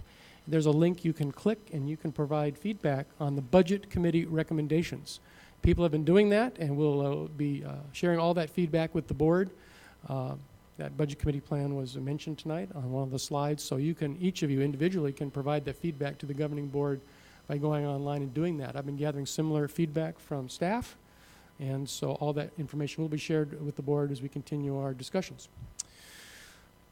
On the 20th, I had another superintendent coffee, as I mentioned, and then tonight, on April 10th is our next governing board meeting. I've listed 10 board meetings up there, starting back on February 27th, all the way up to July 10th. We started having formal discussions in board meetings about our budget on February 27th. And once you count up all those governing board meetings, there's 10 meetings there where we will be talking about the budget. So, you know, it's almost half of our year where we're spending a lot of time deliberating this. So I think the board does a good job of reviewing all the options, taking all the input, and then the board is required by law to come up with a budget by the end, or by July 10. I keep talking about superintendent coffees. On April 17th will be my next one, 10 a.m. in this room, and then I'll have a repeat session at 7 p.m. in the Butterfield Library. So that is the next one, if you want to put that on your calendar. And then on June 26th, we will have a proposed budget, kind of the draft budget for the board to look at. And then final approval has to be given by state law on July 10th. So that's the process that we're in the middle of. This isn't the end of the process by any means. It's kind of in the middle of it. And so there will be more decisions that need to be made by the governing board as we proceed down this path.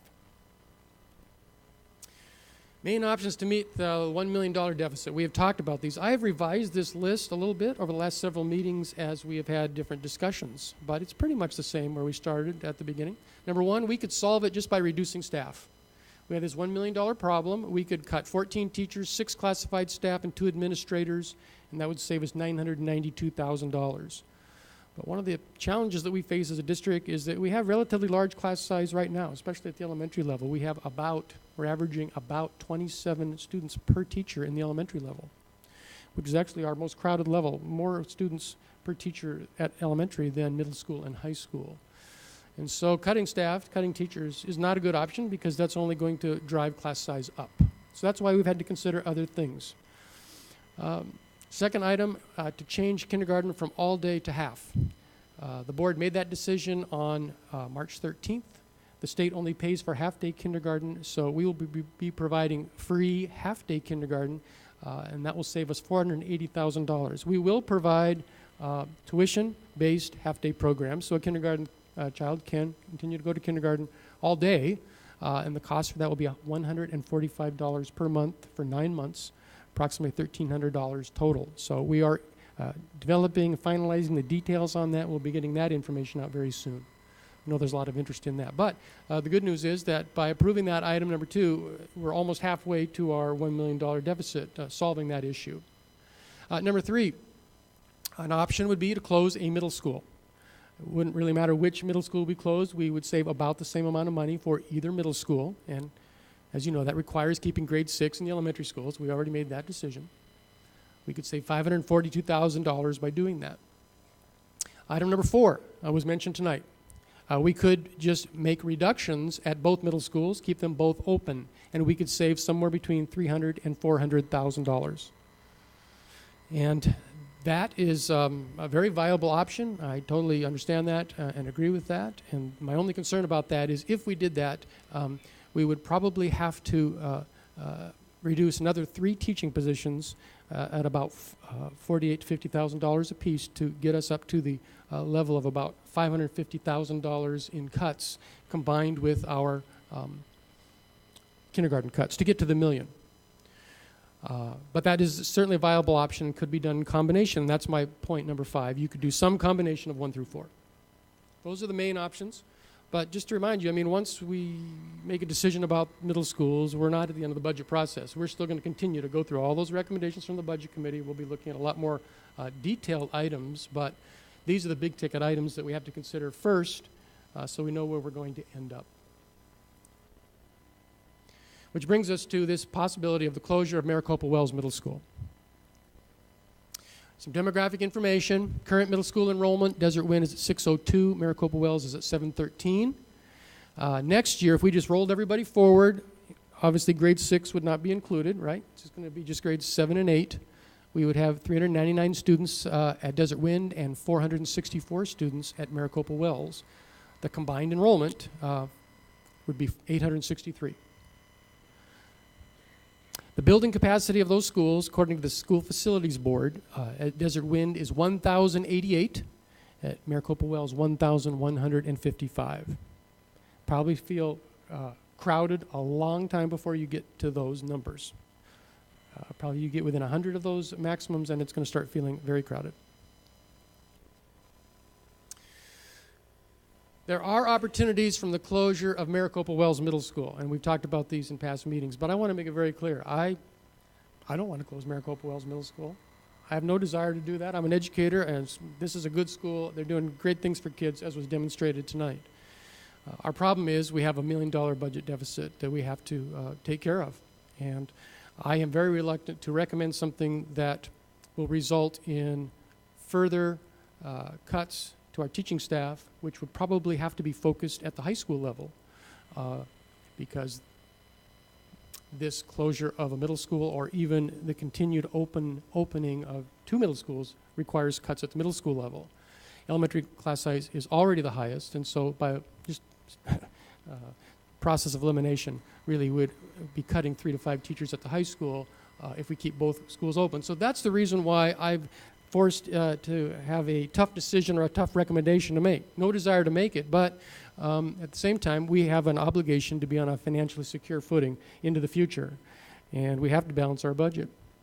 And so in my judgment, this is our best option, is to close a middle school. Now, I want to acknowledge up front that this exact list could apply to the closure of Desert Wind. And I want to acknowledge that every person that came up here had good arguments for keeping Maricopa Wells open. I can't argue with them. You can make a strong case for closing either school. That's very clear.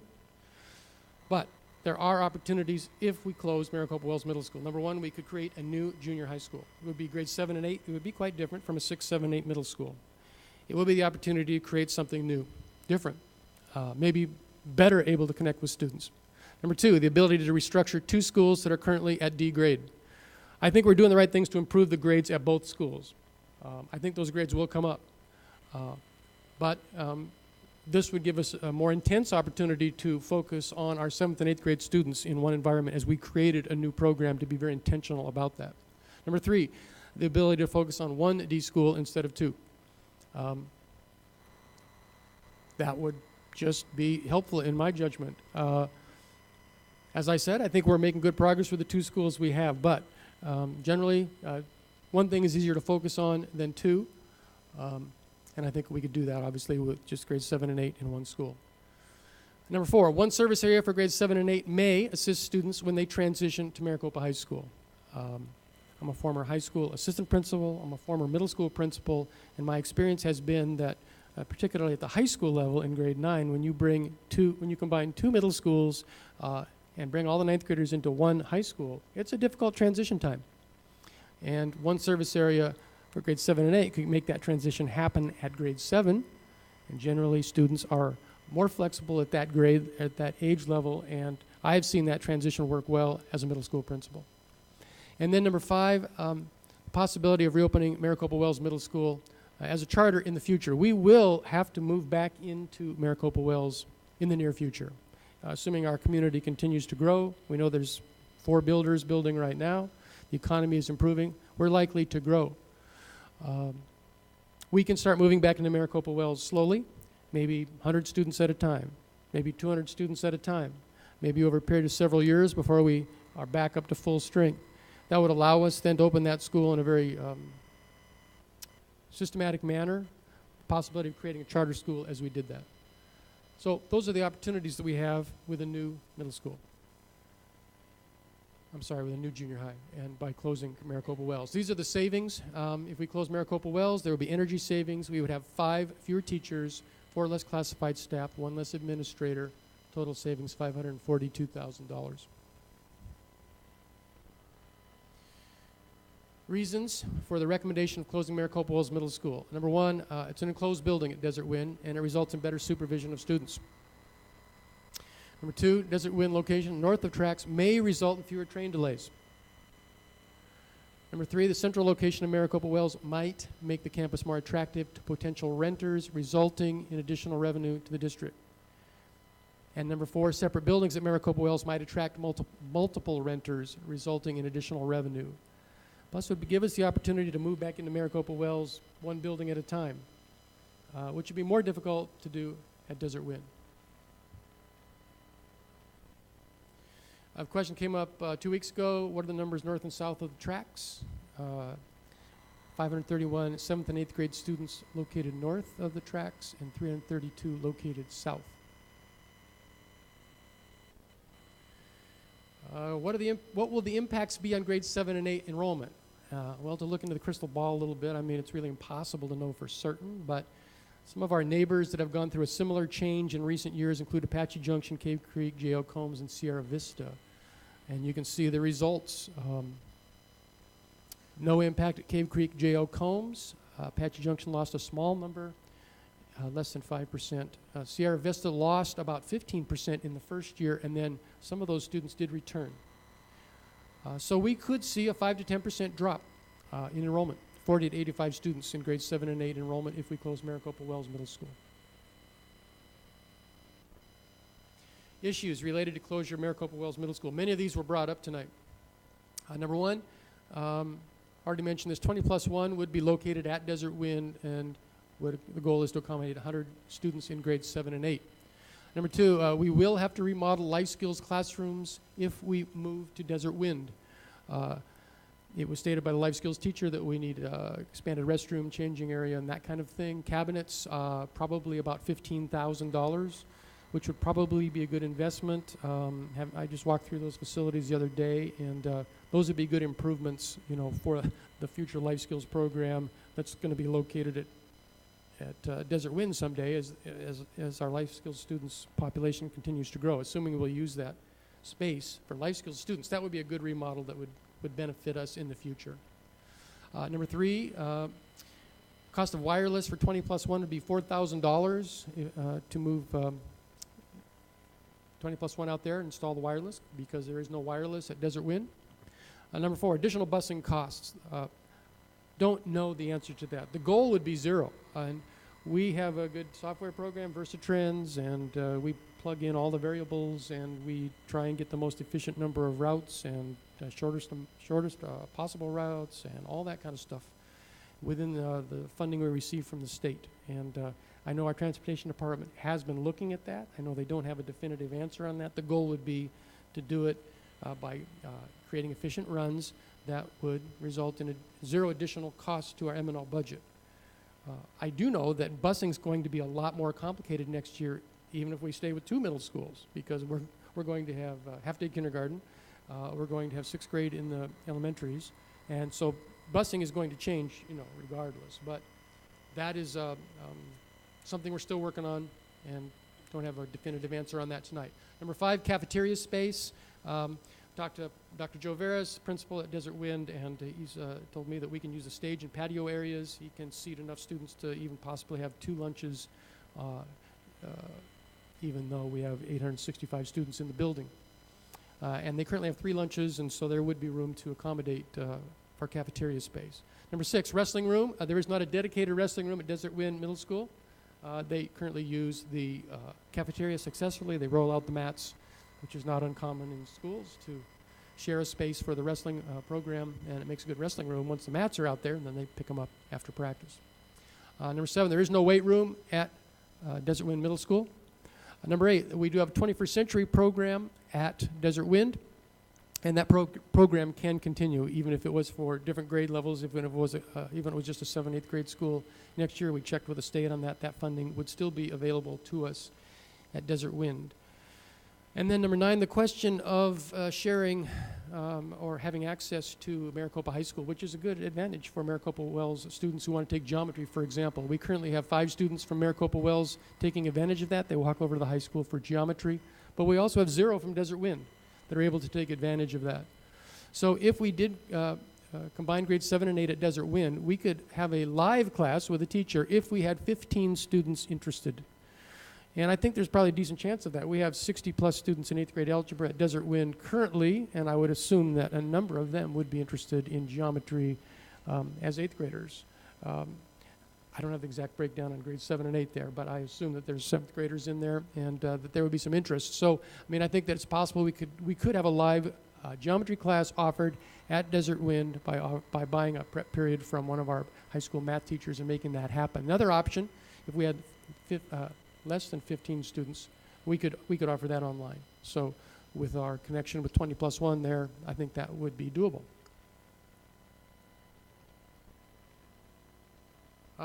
Here's a discussion update on possible rental income.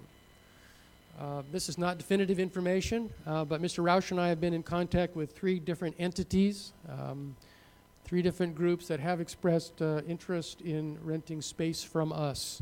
And we've told them, hey, we have never had a long-term lease relationship, so just talk to us about what a lease rate might look like.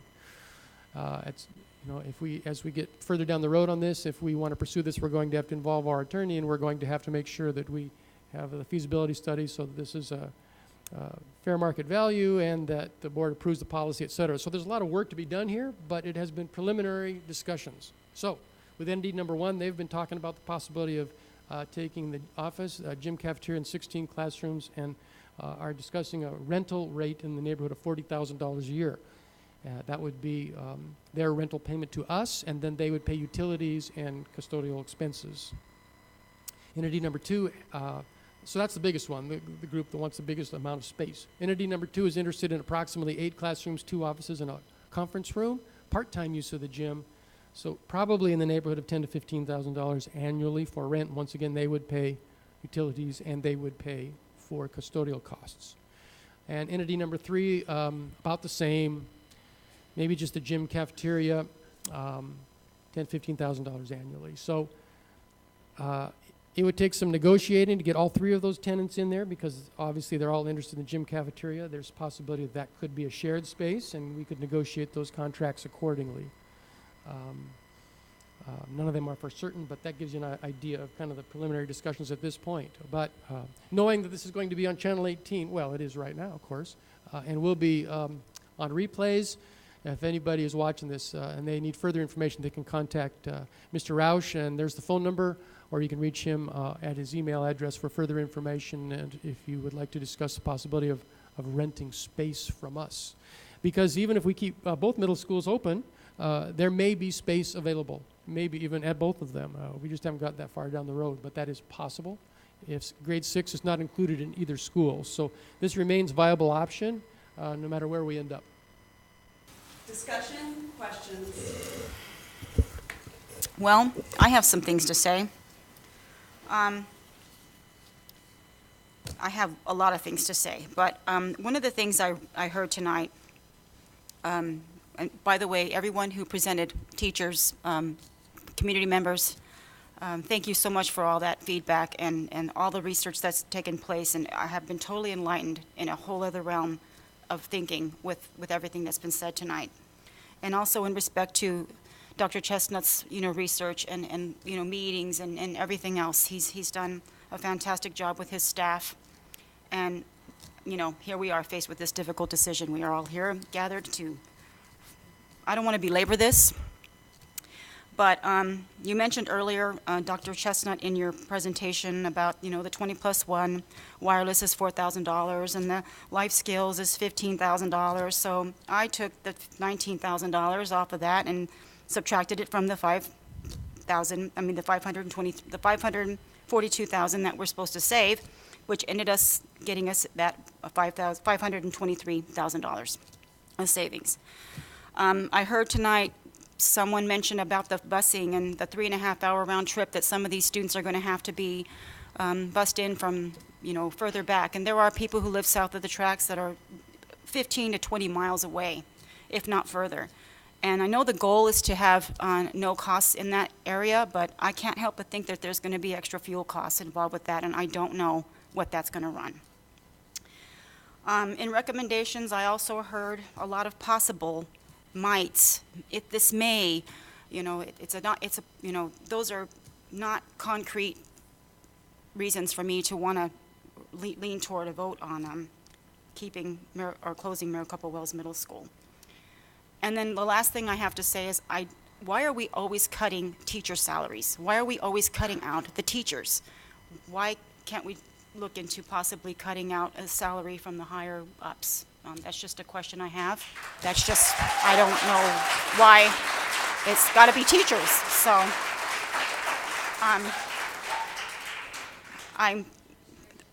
that's just comments I have to say. I'm waiting to hear more if any of the other board members have something to say.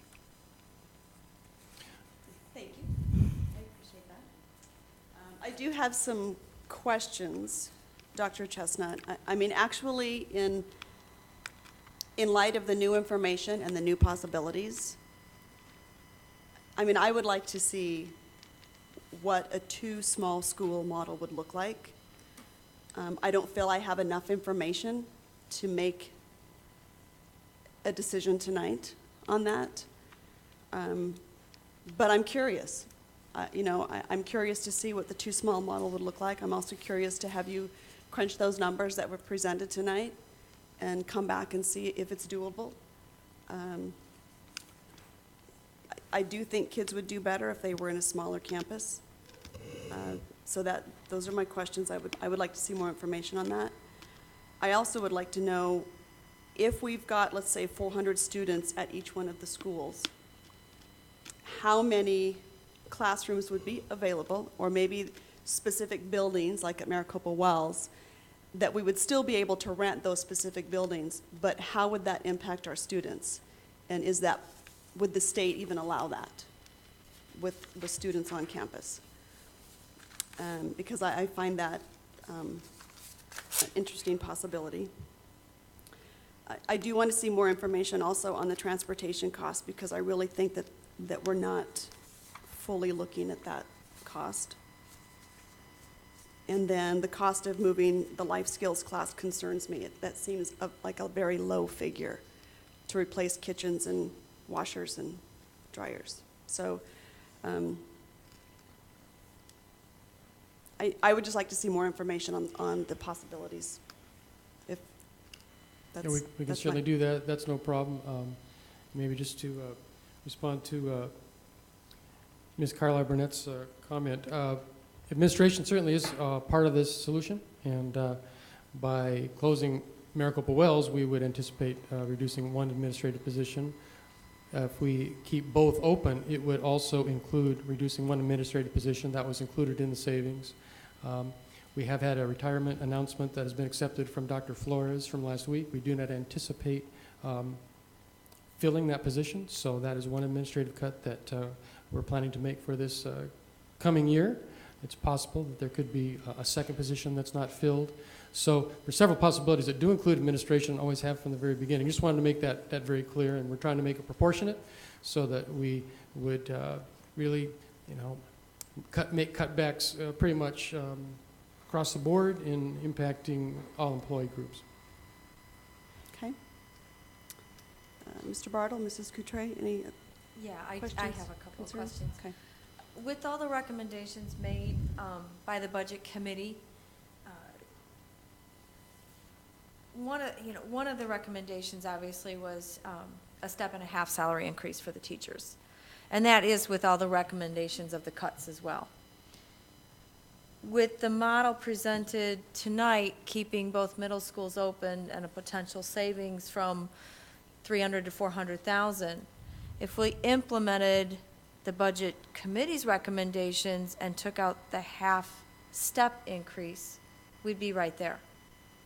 And the budget committee recommended, you know, the one-step salary, the for certified, 2% for classified, and still covering the deficit. Is that possible?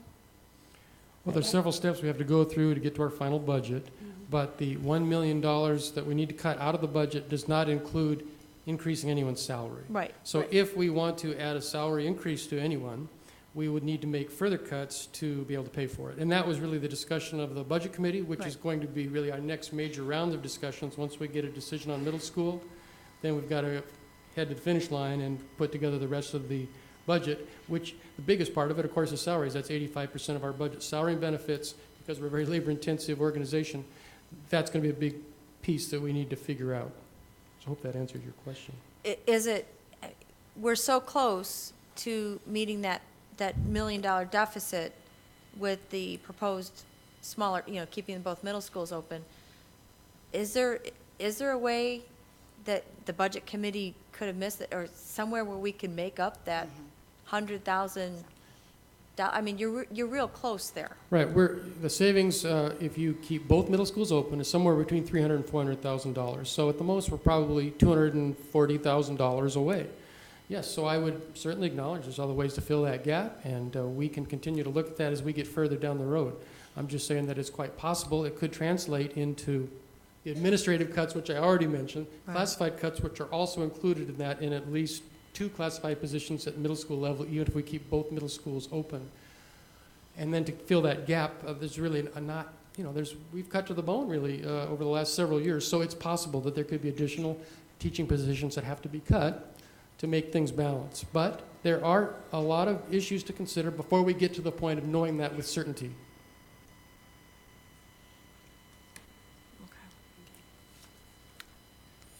Dr. Chestnut, I have a couple questions for you, if you could clarify. And I'd like to echo Member Carla Burnett's comments as far as and President Anderson with the wonderful comments from the impassioned staff and parents and students. It's the people that make our schools and our district great, and regardless of, as Dr. Veras has told me on numerous occasions, it's the people and not the buildings that, and so I think that's going to be evident here regardless of what happens from the physical structure. So thank you for your support of the schools. A couple of the comments referenced class sizes if this happens, and could you speak to what impact that would have, if any, if we went from 2 junior highs to 1? If we close Maricopa Wells Middle School, to get to the $542,000 in savings, that includes the reduction of 5 positions. Not all teaching positions, and it's not all determined yet, but it could very well be a nurse, it could be a librarian, it could be a counselor, and it could be 1 or 2 teachers, right? So there could be, as a result then, a slightly larger class size as a result, because you might have 2 fewer teachers, for example. If we move forward with the proposal to keep both middle schools open, that also included reducing 3 to 5 teachers. And so it's really the same scenario. The challenge with that is that, there's challenges. You just won't have the efficiencies of having as many sections to choose from, and so you might not have as many electives and those kinds of things, which can result in class size imbalance. It's kind of a long answer, but in any case, no matter which option we choose, we'll have larger class sizes at middle school level next year. But we do have some capacity there. Our goal, our goal is to have the lowest possible class size. But the reality is, our middle school class sizes range anywhere from 20 to 40 in our PE classes, Probably some are 41, 42. I don't know, there's some really big classes. But we will have more larger classes in either scenario next year with our middle schools. Thank you. Could you also speak to transportation and how the reimbursement by the state works and what our true impact would be on our M&O budget? Yeah, I'm still learning how Arizona funds transportation. It's a very mysterious process, but as I understand it, it's actually fairly well funded by the state, which is good. It's good news. And so our goal would be to If we did this, move forward and close Maricopa Wells Middle School, our goal would be to use the state funding available to us provided by the state, right? And not have to subsidize it with M&O. That would be the goal. Currently, that's what we're doing, and we think that there's a chance we could make that happen. And we do not have a definitive answer on that tonight for you, but that would certainly be the goal. But that is the danger that, yeah, if because of maybe having to add an extra bus route to Hidden Valley so that we can cut down on the length of that bus run, it's possible that our operational costs could go up and that some of that would have to be paid for out of M&O. And I wish I had an answer for you tonight. We don't have all that defined, but that is a possibility. There were a lot of comments that of folks who went back to the basics and the foundation of why we're all here, which is what's best for kids. And there were certainly some very good observations as far as what the negative impact would be if we close Maricopa Wells Middle School. Could you speak to the potential benefits academically to our 7th and 8th graders if we consolidated from 2 schools into 1? I will answer that question. I think it's important, though, to say that one of the reasons for my recommendation is because I'm very concerned about increased class size at high school level. I mean, because that's where it would end up. I'm very concerned about increasing class size at all levels, and I'm not happy about having to close a middle school or even, make reductions because we're going to have larger class size at middle school next year, we know. Our elementary class size is already too large. We can't make it any worse.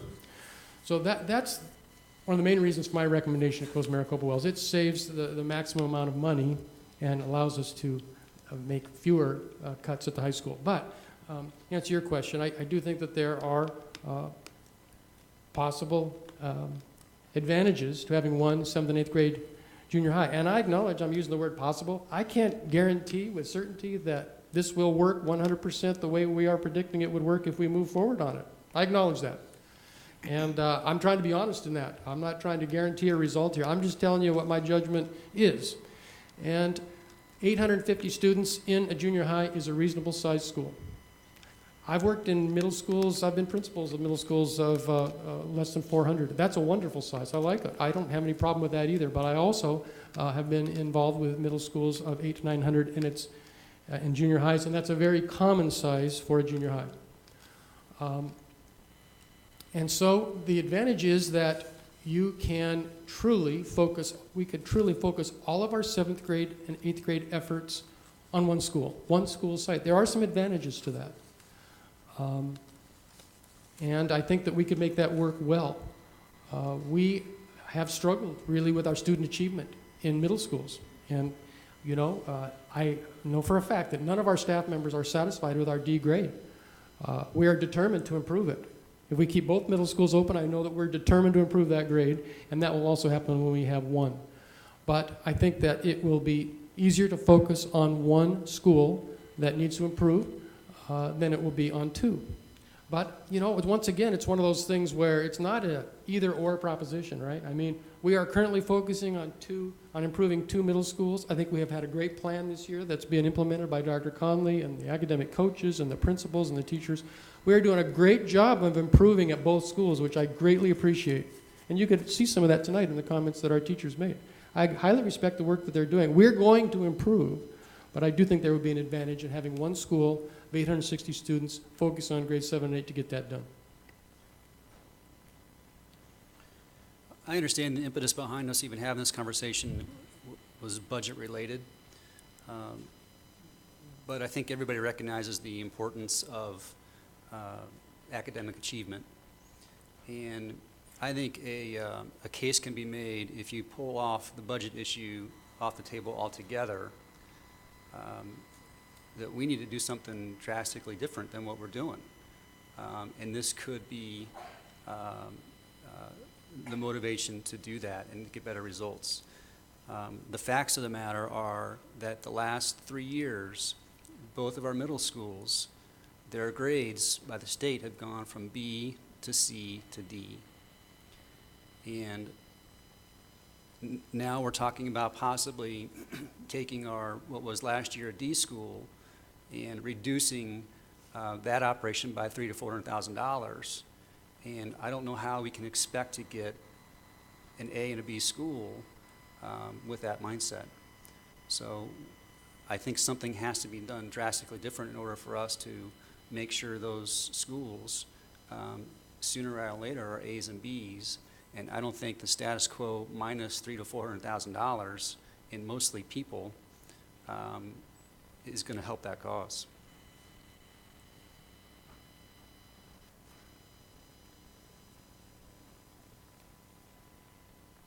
Any further discussion, comments, motions? Like I say, I would like to see more information on the two small school model.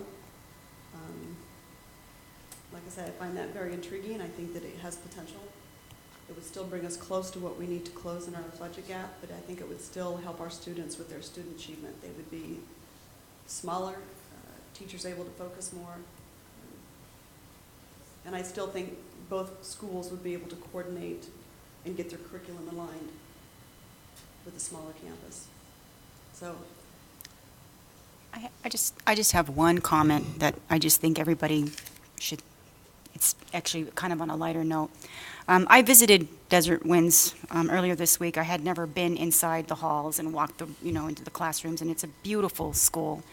And they've got the coolest mascot. It's a tiger, and it's this tiger that kind of goes out at you like that, But the panther has been around for over 50 years. This mascot has been in our city of Maricopa for over 50 years. Our parents were Panthers. We became Panthers before we became Rams. So, and I'm not, both schools are awesome, and both mascots are so awesome. But 50 years, the Panther's been with Maricopa.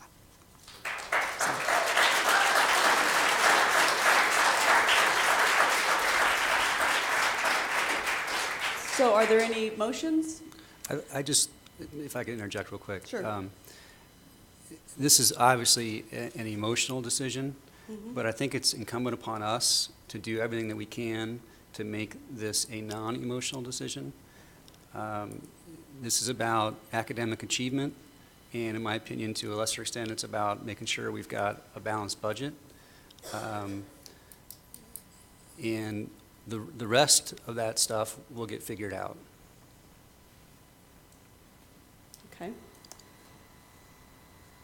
I still would like to see the information. You know me, I like to have my options open on what this other model would look like. So, board members, do you have any motions? I would like to motion to table this so that second we that. have time to look into these questions that we need to find out. And there's things that came up in this meeting from the public. They may have questions themselves. They might be they may need to email Dr. Chestnut or their favorite administrator. So that's my motion to table until the next meeting, or until we can get those questions answered.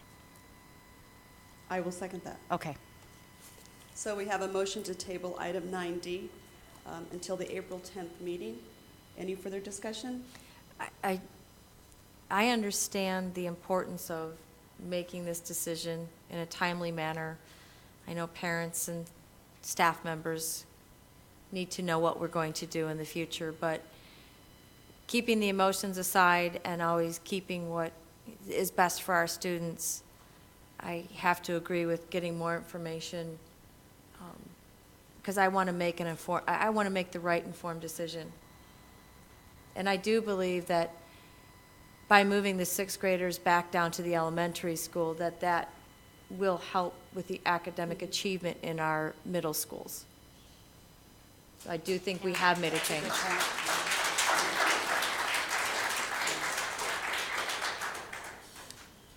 Okay, we have a motion and a second. We've also had further discussion, so I'll call for the vote. All those in favor to table this until the April 10th meeting so that we can get more information on the what's been presented. All those in favor? Aye. Opposed? Nay. Okay. Thank you. Okay, that brings us to 9E, which, because we tabled 9D, I'm thinking that, We can't vote on We that. table, did we Right. motion to table this one as well? Yeah, should be tabled. it should be tabled, so does somebody want to, can we wait a minute while everyone's leaving, so we can?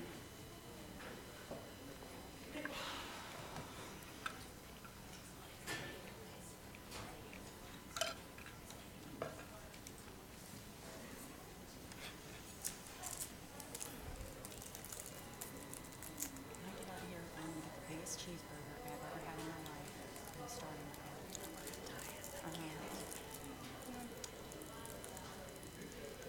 You just eat it and then go work out the next day. I know.